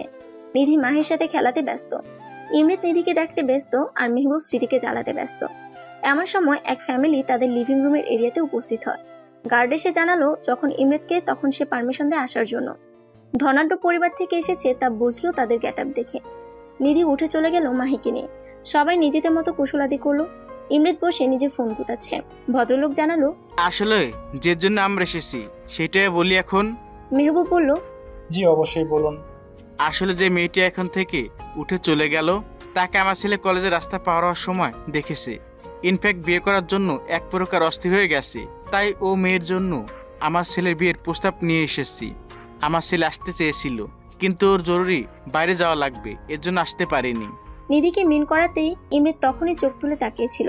যখন পুরো কথা শুনলো তখন রেগে আগুন হয়ে গেছে, চোখটাও লাল হয়ে গেছে। মেহবুব আর স্মৃতি একে অপরের মুখ চাওয়াচাই করছে আর ইমরিতের দিকে তাকাচ্ছে। Living room. ইমরিত তার হাত মুঠো করে বসে আছে কপালে ভর দিয়ে, মেজাজ তার সপ্তমে উঠে আছে। চিল্লিয়ে বলল ইমরিত, স্টপ ইট। ভদ্রলোকের বউ ইমরিতের এমন ধমক শুনে ভয়ে লাফিয়ে সোফার উপর পাতলে উঠে বসে আছে। স্মৃতিও ভয় পেয়ে গেছে। মেহবুব জানতো এমন কিছু হবে। রিল্যাক্স ছোট, ঠান্ডা মাথায় কথা বল। দাঁত মুখ খিচে জবাব দিল ইমরিত। কিভাবে শান্ত হয়ে উত্তর দিব? ওনারা কাকে নিয়ে কথা বলছেন, কার জন্য প্রস্তাব এনেছেন? I know but they are not aware of this ভাই। I don't care, please say them to leave from hair.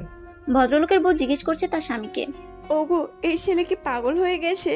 এমন চিল্লিয়ে উঠছে কেন একটু পর পর? চুপ করো তো। স্মৃতি এসেও ইমরিতকে সান্ত্বনা দিচ্ছে যে চুপ করতে।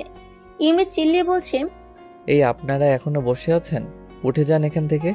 এমন চিল্লাফাল্লা শুনে মাহিকে ঘরে বসে আসলো কার্টুনের চ্যানেল দিয়ে আর নিজে নেমে আসলো নিচে। নিধিকে নিচে দেখি ইমরিত মনে হচ্ছে আরো খেপে গেছে। ইমরিত নিধির কাছে এসে জোরে জোরে কথাগুলো বলল। এই তুমি নিচে নামছো কি জন্য? পা বেশি বড় হয়ে গেছে? সৌন্দর্য দেখাও সবাই রে। আরে এই লোক পাগল হয়ে গেল নাকি? আমি আবার কি করলাম? মনে মনে ভাবছে নিধি। স্মৃতি এসে বলল, নিধি তুই উপরে যা বোন। নিধি অবাক হয়ে বলল, কি হয়েছে বলবা তো? এমন করছো কেন সবাই তোমরা? তোমার সবকিছু এত জানার শখ কেন? যেতে বলছে যেতে পারছো না নাকি? নিজে যে সুন্দরী এইটা নেচে গিয়ে সবাইকে দেখাতে হবে, এইটা কথা কারো শুনো না? একটা কথা কারো শুনো না? যত বড় হচ্ছ তত বেশি বুদ্ধি হাঁটুর কাছে যাচ্ছে। এত বেয়াদব কেন তুমি? কলেজে কি পড়তে যাও নাকি ছেলেদের নিজের রূপ দেখাতে যাও যে বাসায় প্রস্তাব আসে তোমার জন্য? ভদ্রমহিলা বিরক্তি সুরে বলল, আচ্ছা পাগলের ফ্যামিলির ছেলে আমার মেয়ে পছন্দ করলো? ইমরিত তাদের দিকে ঘুরে জোরে চিল্লিয়ে বলল, ইউ শার্ট ইউর মাউথ। আমার বাসায় আমার বউয়ের জন্য প্রস্তাব আনেন? আপনার সাহস তো কম না? বেরোন এখান থেকে, আউট। ভদ্রলোক তার বউকে নিয়ে সুরসুর করে বেরিয়ে গেল। হাত তুমি ছেলেদের সাথে এত মেলামেশা কেন? নিজে যে মেয়ে সেইটা কি ভুলে যাও? কতবার না করেছি মিশতে, বলো কতবার?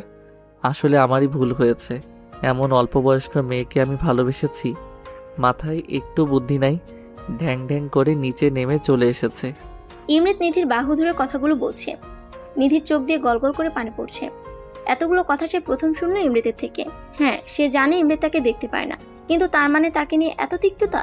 ছেলে বন্ধু পৈতার যে দুইটার সাথে কথা বলে তাদের অলরেডি গফ আছে, দুজনকে ভাই হিসেবে দেখে। যারা বিয়ের প্রস্তাব নিয়ে এসেছে এখানে তার কি দোষ?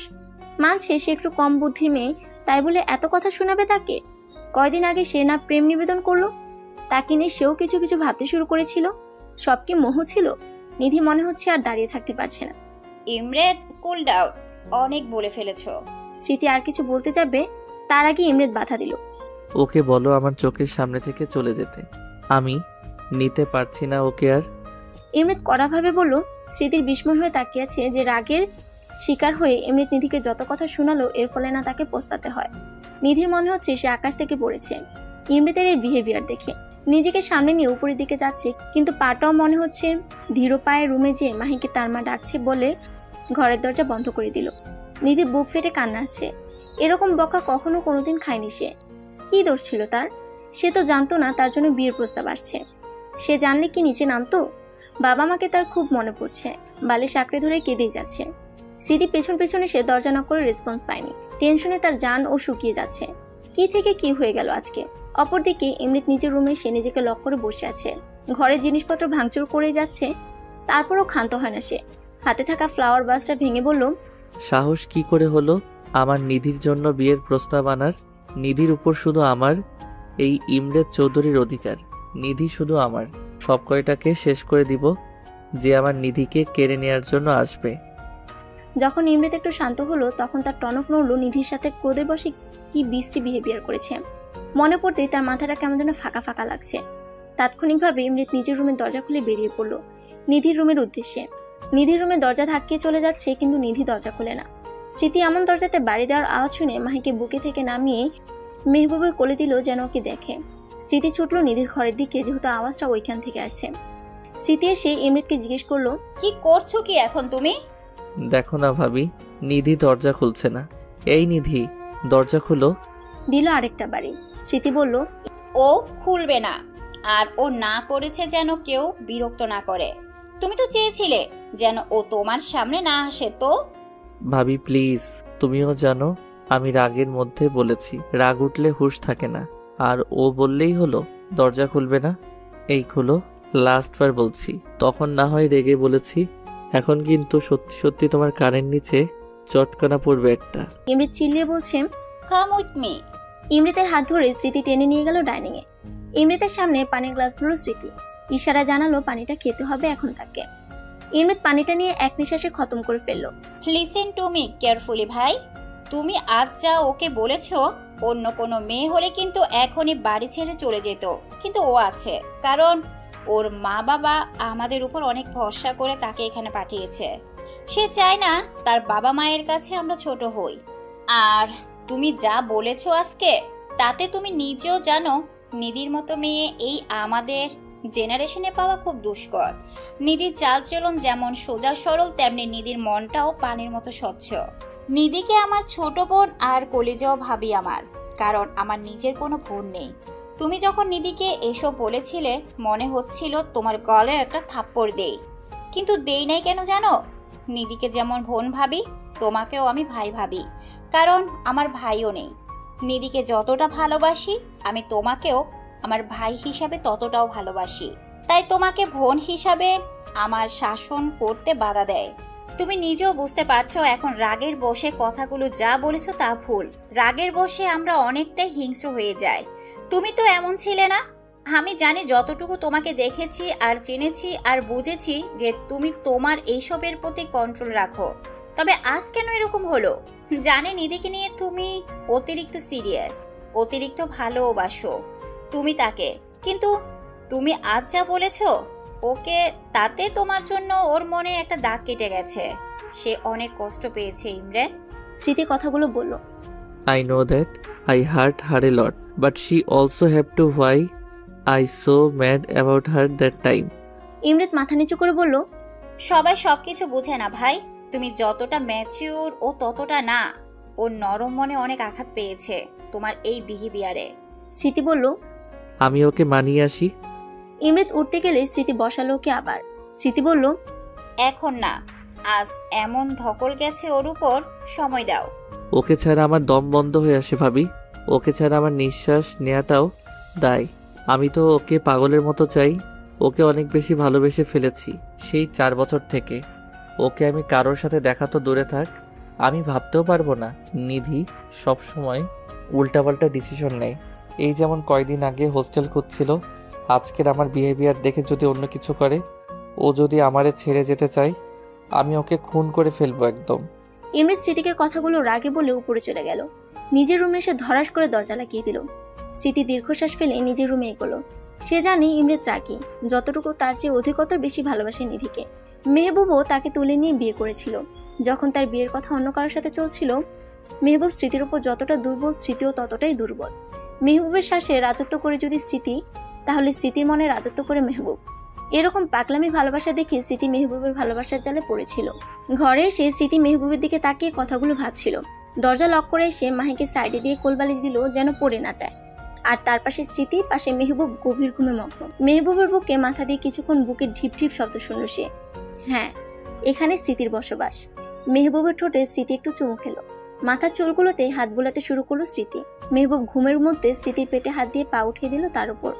স্মৃতির গলাতে মেহবুবের মুখ, আর ঘুমের ঘোরে ঘন ঘন নিঃশ্বাস পড়ছে স্মৃতির গলাতে। স্মৃতিও আরেকটু জাপটে ধরলো মেহবুবকে। নিজের উপরে রাগ লাগার কারণে ইমরাত রাত্রি 12টার দিকে গোসল করতে ঢুকেছে। কোনো ক্রমে তার রাগ কমছে না নিজের উপর থেকে। এমনিতে তার নিজের সবকিছুর প্রতি কন্ট্রোল, তবে আজকে কেন এরকম নিধির সাথে করলো? তার নিধি কতটা কষ্ট পেল এই জন্য? 1 ঘন্টা ধরে শাওয়ার নেওয়ার কারণে ইমরাত নিজেরে মুছে বের হয়ে আসলো। ভাবছে নিধির কাছে আবার যাবে কিনা। নিধি তো দরজা লক করে বসে আছে। ঘরের ভিতর থেকে সিসিটিভি ফুটেজেও কিছু দেখা যাচ্ছে না। ভেঙে দিয়েছে নাকি কে জানে, কিন্তু ও জানবে কিভাবে ওখানে সিসিটিভি ফুটেজ আছে? চিন্তা করতে করতে এমনিতে এক প্রকার মাথা ফেটে যাচ্ছে। ঘুমের মেডিসিন নিল, নয়তো এই চিন্তা নামক যন্ত্রণা থেকে সে মুক্তি পাবে না। আধা ঘন্টা পর সে ঘুমের রাজ্যে তলিয়ে গেল। রাত্রে 3টা বাজছে। নিধি বালিশ চেপে ফুসফুস করে কাঁদছে আর হাতে থাকা চিপসের প্যাকেট গিলছে। সিসিটিভি ক্যামেরার দিকে চোখ দিয়ে রাখছে। তার মেজাজ গরম এই জন্য যে ওই যমরাজের সাহস কি করে হলো আমার ঘরে সিসিটিভি রাখার? খোবিশ লোক কোথাকার। তখনই মনে হলো এই দানব ডাক্তারকে কে সে ভালোবাসতে শুরু করেছে। ফ্ল্যাশব্যাক। নিধির কান্না যখন থামে তখন হিচকি ওঠা শুরু হয়। তার আবার কান্নার সাথে হিচকি ওঠার অভ্যাস আছে, তাই হিচকি উঠতে আরম্ভ করেছে। তাই উঠে পানি খেতে যেয়ে দেখছে জগে পানি নেয়। তখন চোখ মুখ মুছে জগ নিয়ে পানি আনতে যায় সে নিচে। সিঁড়ির কাছে এসে শুনতে পেল সে স্মৃতি আর ইমৃতের কথোপকথন। আরেকটু কানুচে এসে শুনতে গেল কি নিয়ে কথা হচ্ছে। স্মৃতি আর ইমৃতের সম্পূর্ণ কথা শুনে চোখ দিয়ে আবারও তার নোনা জল বইছে। এদিকে তার হিচকিও থেমে গেছে। সে তার রুমের দিকে পা বাড়ালো। বর্তমান। আমাকে বকছেন না মিস্টার দানব রূপের ডাক্তার? আপনাকে যদি নাকে দড়ি দিয়ে না ঘুরিয়েছে আমার নামও নিধি না। আমাকে আপনি কাঁদিয়েছেন। আমার মতো ভোলা মেয়েকে ওই অপরিচিত লোকের সামনে অপমান করেছেন। আপনার হাল যে আমি কি করি শুধু বুঝবেন এখন থেকে। নিধি আপন মনে কথাগুলো বলছে আর চিপস চিবুচ্ছে। চিপসটা ছিল তার হ্যান্ডব্যাগে। স্মৃতি প্রায় এটা সেটা খাওয়ার জন্য তাকে টাকা দেয়। এটা মেহবুব দিয়েছিল বাইরে থেকে এনে, রাখাই ছিল ব্যাগে। চিপস খাওয়া শেষ করে পানি খেয়ে একটা লম্বা ঘুমের দিকে নিজেকে নিয়ে গেল। সকালবেলা নিধি সকালবেলা রেডি হয়ে পাউরুটি দিয়ে নাস্তা করে ভার্সিটির উদ্দেশ্যে বেরিয়ে গেছে। স্মৃতিকে তার দেয়া ফোন নিধি ব্যাক করে দিয়ে বলেছে, আপাতত এটার দরকার নেই ভাবি আপু, তোমার কাছে রাখো। স্মৃতি প্রত্যুত্তরেও কিছু বলতে পারেনি। সে বুঝতে পেরেছে নিধি ঠিক কতটা কষ্ট পেয়েছে। এদিকে ইমৃত ঘুম থেকে উঠে বেলা 1টায়। মেডিসিনের চাপে সে এতক্ষণ উঠে নেয়, বেহুশ হয়ে ঘুমিয়েছিল। ঘুম থেকে উঠে ঘড়ির দিকে নজর গেলে তার চোখ কপালে উঠে যায়। ধরফরে উঠে সে ফোন হাতে নিয়ে দেখে সেম টাইম। অসংখ্য মিসড কল, তবে বেশিরভাগ অফিস আর হসপিটালের, আর কিছু স্প্যাম কল। তাড়াতাড়ি করে ওয়াশরুমে ফ্রেশ হয়ে এসে নিধির রুমের দিকে গেল। গিয়ে দেখে দরজা খোলা, কিন্তু নিধি নাই। ইমৃত টি শার্টটা ঠিক করতে করতে নিচে গেল স্মৃতির কাছে জানতে। মাহিকে গোসল করে খেলনা দিয়ে ঘরে বসিয়ে রেখে স্মৃতি নিচে আসে মেহবুবের টিফিন ক্যারিয়ার অফিসে পৌঁছে দেওয়ার জন্য। সে কিচেনে বসে সেগুলো টুকটাক রেডি করছে। ইমৃত হন্তদন্ত হয়ে ছুটে আসছে স্মৃতির কাছে। কপালে তার বিন্দু বিন্দু ঘাম। ইমৃত হাঁসফাঁস গলাতে বলল, ভাবি নিধি কোথায়, খুঁজে পাচ্ছি না যে।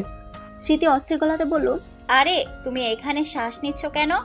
বিপি লো হয়ে গেছে নাকি আবার? দেখি বসো। ইমৃতের পাল্টা প্রশ্ন। আমি ঠিক আছি, আগে তুমি বলো নিধি কই, ফোনটাও অফ দেখি। ও কি ফোন রেখে গেছে? স্মৃতি শান্তভাবে বলল, ভাই বসো আগে।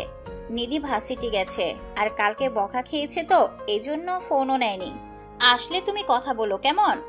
না ভাবি, আমি ওর ভার্সিটি যাব। ইমৃত এ বলে পা পাড়াতে গেলে স্মৃতি থামায়। স্মৃতি বলল, হ্যাভ সাম পেশেন্ট ভাই। ইমৃত ক্ষীণস্বরে বলল, হুম। স্মৃতি মেহবুবের টিফিন পাঠিয়ে ফোন থেকে মেসেজ করলো মেহবুবকে, যা দিয়েছি তা যেন ব্যাগ না আসে। ব্যাগ আসলে ঠোঁটের ছাল তুলে নিব আমি। স্মৃতি ইমৃতকেও খাইয়ে দিল। স্মৃতি বুঝতেছে ইমৃত কালকের বিহেভিয়ারের জন্য ভয় আছে নিধি না কিছু করে বসে। কেমন ক্লান্ত লাগছে তাকে। আল্লাহর কাছে সব ঠিক করে দেওয়ার জন্য বলেছে বারবার স্মৃতি। অফিসে মেহবুব কাজ সেরে ফোন চেক করলো। দেখে তার বউ মেসেজ দিয়ে পাঠিয়েছে। মেসেজ দেখে বাঁকা হাসি দিল সে। মেসেজ পড়তে পড়তে ড্রাইভার এসে দরজা নক করে খাবার দিয়ে গেল। মেহবুব বাঁকা হেসে বলল, এখন তো এইসব খাবো, রাতে তোমাকে না পেলে তোমারও ঠোঁটের ছাল তুলে নিব। আমি মেহবুব চৌধুরী। নিধি সন্ধ্যায় বাড়িতে আসে, কিন্তু কারোর সাথে দেখা করেনি। যেখানে ইমৃত তাকে সেখানে থাকা যায় না। খাবারও নিজের ঘরে খায়। দরজা সবসময় বন্ধ করে রাখে। নিধি প্রতিদিন খুব সকালে যায় আর সন্ধ্যায় আসে। এইভাবে কেটে যায় বেশ কিছুদিন, 7 দিন পর। এইভাবে নিধির বিহেভিয়ার 7টা দিন ধরে চালাচ্ছে। ইমৃতের বাড়িতে থেকেও ইমৃতের সাথে দূরত্ব বজায় রেখে চলছে। ইমৃতের এদিকে দম বন্ধ হয়ে আসছে। নিধির উপর এত বেশি রাগ জন্মেছে এ কয়দিনে বলার কথা না। হসপিটালের কোনো সার্জারিতে হাত দিতে পারেনি সে, না অফিসের কোনো কাজে। ইমৃত আজ নিধি নামক একটা বিহিত করেই ছাড়বে। যা বলেছিলাম সেটার খোঁজে। ইমৃতের শান্ত জবাব ফোনের ওপাশের ব্যক্তিকে কল করে। কামিং। ইমৃত ফোন কেটে বেরিয়ে গেল গাড়ি নিয়ে। নিধি ভর দুপুরবেলা ক্লান্ত শরীরে দাঁড়িয়ে আছে রিক্সার জন্য। মাত্র একটা বাচ্চা টিউশনি শেষ করলো সে। এখনো অনেক বাচ্চা বাকি আছে। হ্যাঁ, সে টিউশনি আরম্ভ করেছে। সিদ্ধান্ত নিয়েছে ইমৃতের বাসা ছেড়ে দেওয়ার। 1 পা 2 পা করে আগাচ্ছে, কিন্তু মাথাটা ঝিমঝিম করছে নিধির। তার সামনে একটা গাড়ি থামলো। গাড়ি থেমে সেখান থেকে একটা পুরুষ নেমে সে নিধির গালের উপর সর্বশক্তি দিয়ে একটা থাপ্পড় মারলো। এমনি ক্লান্ত শরীর, আর এমন থাপ্পড় খেয়ে নিধি আর টাল সামলাতে পারলো না, নিচে বসে গেল। ঝাপসা চোখে দেখে শুধু একটা কথা বলল, যমরাজ, আপনি আমাকে আবার মারলেন? নিধি কথাটা বলেই জ্ঞান হারিয়ে ফেলল। মেঝেতে তার মাথাটা পড়ার আগে ইমৃত নিধির মাথাটা তার বুকের সাথে চেপে ধরল।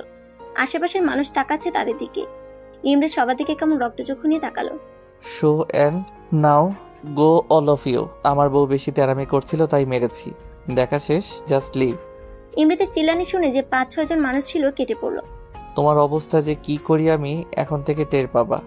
7টা দিনের তীব্র জ্বালা তোমার উপরে আমি ঝাল তুলবো। ইমরিত নিধির মুখের দিকে তাকিয়ে বলে উঠল। নিধিকে কোলে নিয়ে ইমরিত গাড়িতে বসে ড্রাইভ করতে লাগলো। বিকালবেলা নিধি জ্ঞানহীন হয়ে বেডে পড়ে আছে। স্মৃতির পাশে মেহবুব দাঁড়িয়ে আছে। ইমরিত হাত মুঠো করে সোফায় বসে আছে। মুখ দেখে মনে হচ্ছে এখনো যমরাজের রাগ কাটেনি। একে কোথায় পেলি তুই? এরকম ভাবে পড়ে আছে কেন? জ্ঞান হারালো কিভাবে? এরকম নানান প্রশ্ন মেহবুব 2 ঘন্টা যাবত করেই যাচ্ছে ইমরিতকে, কিন্তু ইমরিত কাউকে কোনো জবাব দিচ্ছে না। মেহবুব এবার বিরক্তি সুরে বলল, ভাই বলবি তো নাকি? স্মৃতির দিকে তাকিয়ে ইমরিত দীর্ঘশ্বাস ফেলে বলল, ও 7 দিন যাবত ঠিক না খায় না। তুমি যে খাবারগুলো প্রতিদিন দিয়ে আসো সেইগুলো প্রতিদিন সকালে দারোয়ানকে দিয়ে আসে। টিউশনি করাচ্ছে 7 দিন ধরে, রোদে হেঁটে আসে। স্মৃতি আর মেহবুব প্রচন্ড অবাক হলো। নিধির মুখ দেখে মনে হচ্ছে এই কয়দিনই ইচ্ছা করে না খেয়ে নিজেকে কষ্ট দিয়েছে। রাগ আমার উপর যেহেতু সেহেতু ঝালটা আমার উপর দিয়ে মেটাতো সে। কেন সে নিজেকে কষ্ট দিল? ও কি জানে না ওর কষ্টে আমার দ্বিগুণ কষ্ট হয়?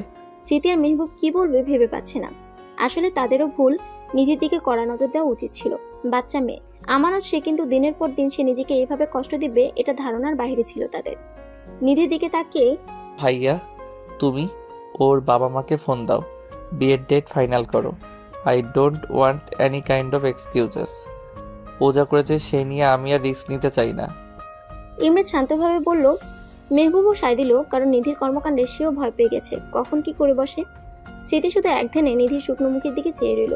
দীর্ঘশ্বাস ফেলে সে নিচে গেল। স্মৃতি চলে যেতে মেহবুবও পা বাড়ালো নিধির বাবা মাকে কল করার জন্য। ইমরিত নিধির দিকে ক্রুদ্ধ চোখে তাকিয়ে আছে। ইমরিত চোয়াল শক্ত করে বলল, আমাকে কষ্ট দিতা আমি মেনে নিলাম, কিন্তু তুমি তোমার মধ্যে আমার বসবাসটাকে কষ্ট দিয়েছ। সেটা কি করে মেনে নেই বলো? তোমাকে শাস্তি অবশ্যই পেতে হবে। সন্ধ্যাবেলা নিধি টিপ টিপ করে চোখ খুলছে। আশেপাশে তাকিয়ে বেশ খানিকটা সময় লাগলো সে কোথায় আছে।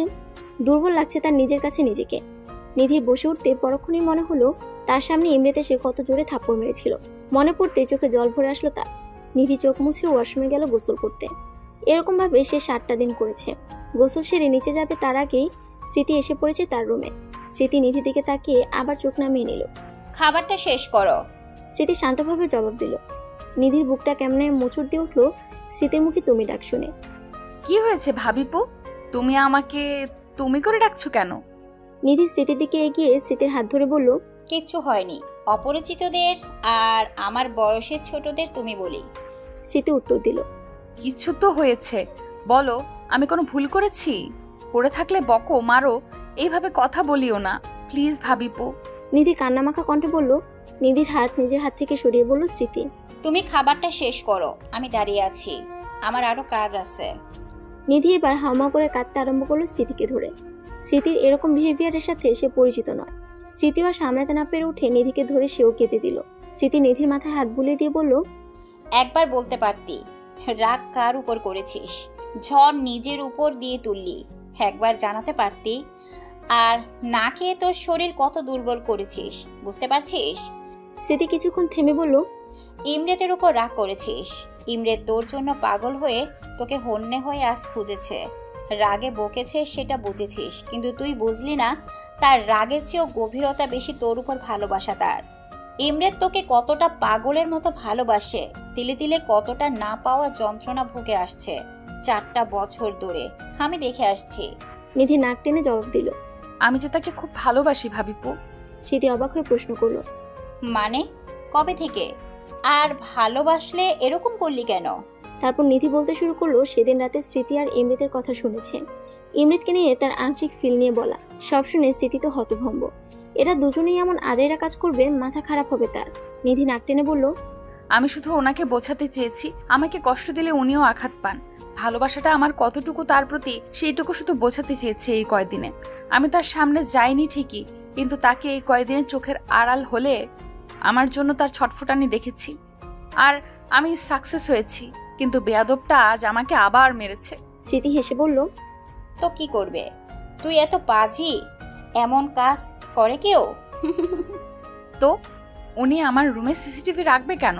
আমি তো দেখতে পেয়েছি যেখানে উনি ক্যামেরা রেখেছিল সেইখানে আমার ফার্স্ট এড বক্স ছিল।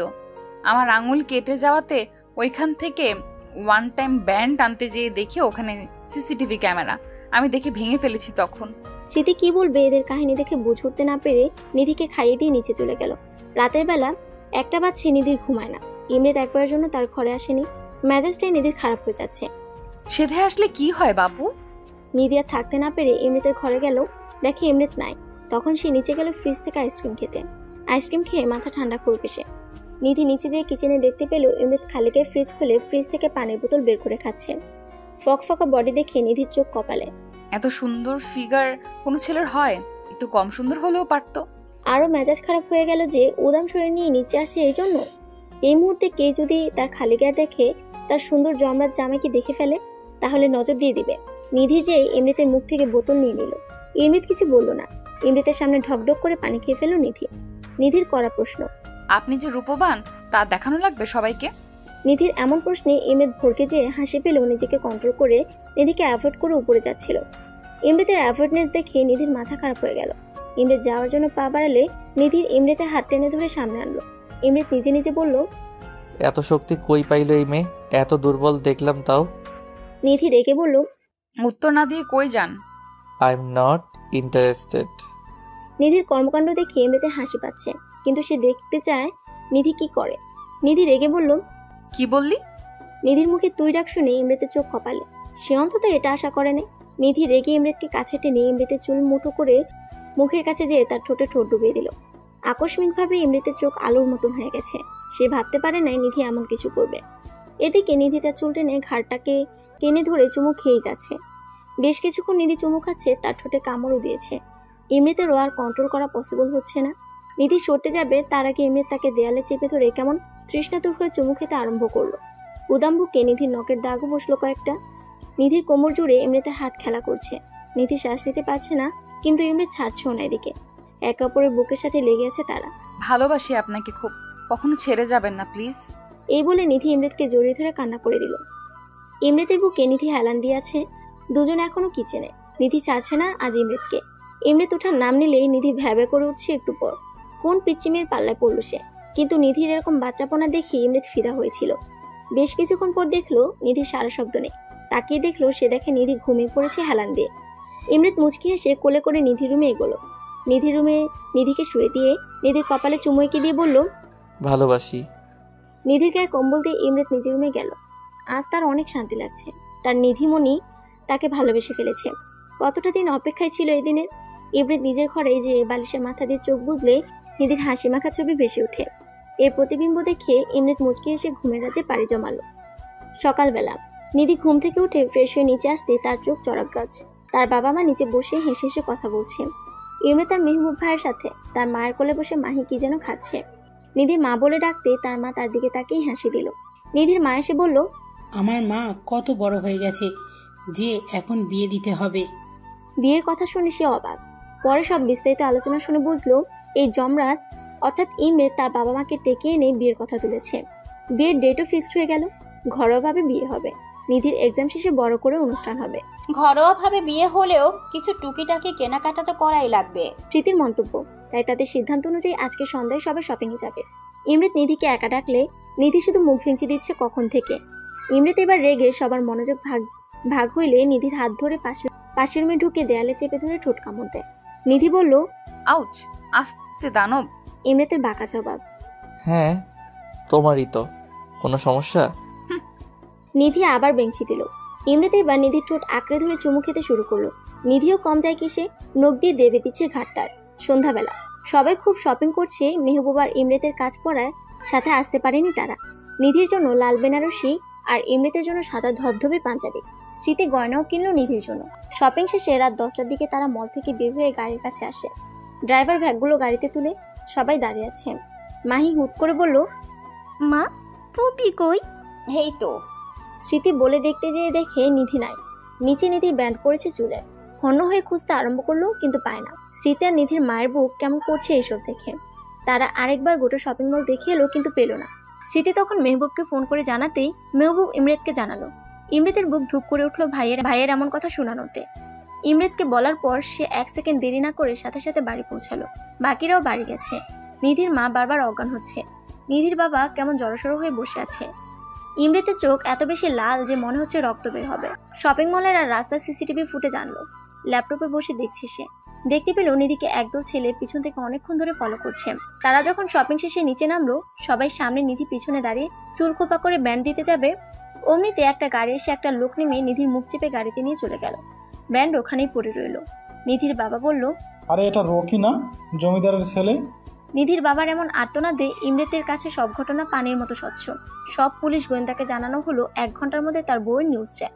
নিধির মুখে হালকা পানি ছিটা পড়াতে আধো আধো চোখ খুলে দেখলো চারপাশে বিভিন্ন বস্তা তাকে চেয়ারে দড়ি দিয়ে বেঁধে রাখা হয়েছে। সামনে তাকালে বসে থাকা মানুষকে দেখে নিধির আত্মা শুকিয়ে গেছে। রকি বসে আছে সামনে। রকি বিশ্রীভাবে নিধির দিকে তাকিয়ে বলল, তুই কি ভেবেছিস আমারে বিয়া না কইরা ওই বড়লোক ডাক্তারকে বিয়ে করবি আর আমি বসে বসে আঙ্গুল চুষব? তুই শুধু আমার। নিধি ভয়ে কুকড়ে গেছে, চোখ দিয়ে পানি ঝরছে। ভাগ্যিস তোর মায়ে আজকে বাসে ওঠার সময় রহিমার মাকে বলল তোর বিয়ের কথা। আমার চেলাপেলা ওখান দিয়ে না গেলে ধরতেই পারতাম না তোরে। বলে রকি এগিয়ে এসে নিধির গা থেকে কেমন বিশ্রীভাবে স্মেল নিচ্ছে। দরজাতে টোকা পড়ছে। রকি বিরক্তিকর হয়ে বলল, কে রে?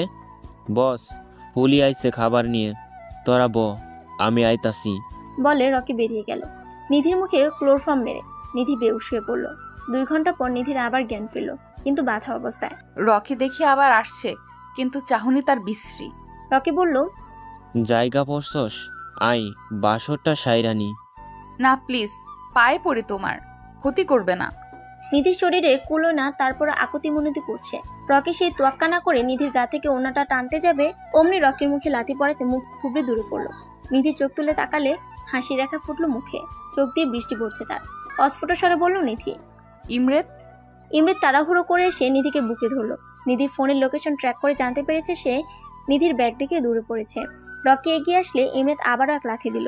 রকি নিচে পড়লে বুকে অনেকগুলো লাথি পড়ছে তার। ইমরেতের হাতে থাপ্পড়। রকির চেলাপেলাগুলো সবাইকে ধরে নিয়েছে পুলিশ। You want to touch my wife, you bastard? বলেই ইমরেত রকির মেইন পার্টে এক লাথি মা বলে এক চিৎকার দিল। পুলিশ এসে ইমরেতকে থামালো, নয়তো খুন হয়ে যাবে। ইমরেত নিজেকে শান্ত করে জ্ঞানহীন নিধিকে নিয়ে বাড়ির দিকে রওনা দিল সে। তার জানটা এখন ধকধক করছে। নিধিকে পেয়ে সবাই মনে হচ্ছে জান ফিরে পেল। নিধিকে বেডে শুয়ে ইমরেত নিধির গায়ে ইঞ্জেকশন পুশ করলো। বেশ কিছুক্ষণ পর নিধি জ্ঞান ফিরল। সামনে থেকে ইমরেতের দিকে তাকিয়ে হাউমাউ করে কেঁদে দিল। Hush baby, see I am here. Imret নিজের চোখের পানিটা আড়াল করে নিধিকে সান্ত্বনা দিল। নিধি তার মাকে ধরেও কান্না করে দিল। তখন মাহি বলে উঠল, নো কান্না, অনলি হাসি হবে। সবাই ফিক করে হেসে দিল। আজ সে অনাকাঙ্ক্ষিত দিন, নিধি আর ইমরেতের বিয়ের দিন। কিছুক্ষণ আগে বিয়ে পড়ানো হয়েছে। লাল বেনারসি তো নিধিকে ইমরেতের কাছে পুতুল বউ লাগছে, আর ইমরেত, সে তো সাদা পাঞ্জাবিতে রাজার চাইতে কম লাগছে না। আজ নিধি ঢ্যাপ ঢ্যাপ করে ইমরেতের দিকে তাকিয়ে আছে। ইশারায় অনেকবার ইমরেত বলেছে চোখ নামাতে, কিন্তু না, সে ইমরেতকে রীতিমতো গিলে খাচ্ছে। সবাই এই নিয়ে হাসাহাসিও করছে। নিধিকে ইমরেতের রুমে বসিয়ে রেখে ইমরেতকে দরজার কাছে আটকে রেখেছে স্মৃতি। তার পাওনা নাকি তাকে দিতে হবে। ইমরেত সময় ব্যয় না করে স্মৃতিকে টাকা দিয়ে দিল। স্মৃতি হেসে ফেললো যে এত ডেসপারেট বউয়ের কাছে যাওয়ার জন্য। ইমরেত ঢুকে দরজা লাগালো। এদিকে মেহবুব এসে স্মৃতিকে কোলে তুলে নিজের রুমে নিয়ে গেল। স্মৃতি বলল, আরে করছো কি? বয়স হয়েছে, বুদ্ধি নাই। মেহবুব বলল, চুপ, আমার এজ 35 মাত্র। তো স্মৃতি কিছু বলতে যাবে, তার আগে মেহবুব তার ঠোঁট নিয়ে বন্ধ করে ফেলেছে নিজের ঠোঁট দিয়ে। স্মৃতিকে বেডে শুয়ে দিয়ে মেহবুব বলল, আরেকটা মাহি চাই, don't try to stop me. এই বলে স্মৃতিকে আদর দিতে ব্যস্ত হয়ে পড়ল। স্মৃতিও কম কিসে, সেও মেহবুবকে দিচ্ছে। ভালোবাসার চাদরে মরে গেছে তারা দুজন। ইমরেত দরজা লক করে কাছে আসতে নিধি বলে উঠল, এতক্ষণ লাগে আসতে? ইমরেত ভাবাচাকা খেয়ে গেল নিধির কথা শুনে। আমার গরম লাগে। নিধি বললে ইমরেত তাড়াহুড়ো করে ঘুমটা তুলে নিধির। চাঁদের আলোতে অপসরী লাগছে নিধিকে তার। ইমরেত হুট করে নিধি টোটে চুমু খেল। নিধি এমন আক্রমণে লজ্জায় নেতিয়ে পড়ল। আজকে কোনো কথা হবে না, আজকে আমাদের অনুভূতির সংমিশ্রণ হবে, আজকে আমাদের নিঃশ্বাস কথা বলবে। ইমরেত কথাগুলো বলেই নিধি ঠোঁট আঁকড়ে ধরল। বাড়তে লাগলো দুজনের উত্তেজনা, মেতে থাকলো নিজেদের মাঝে।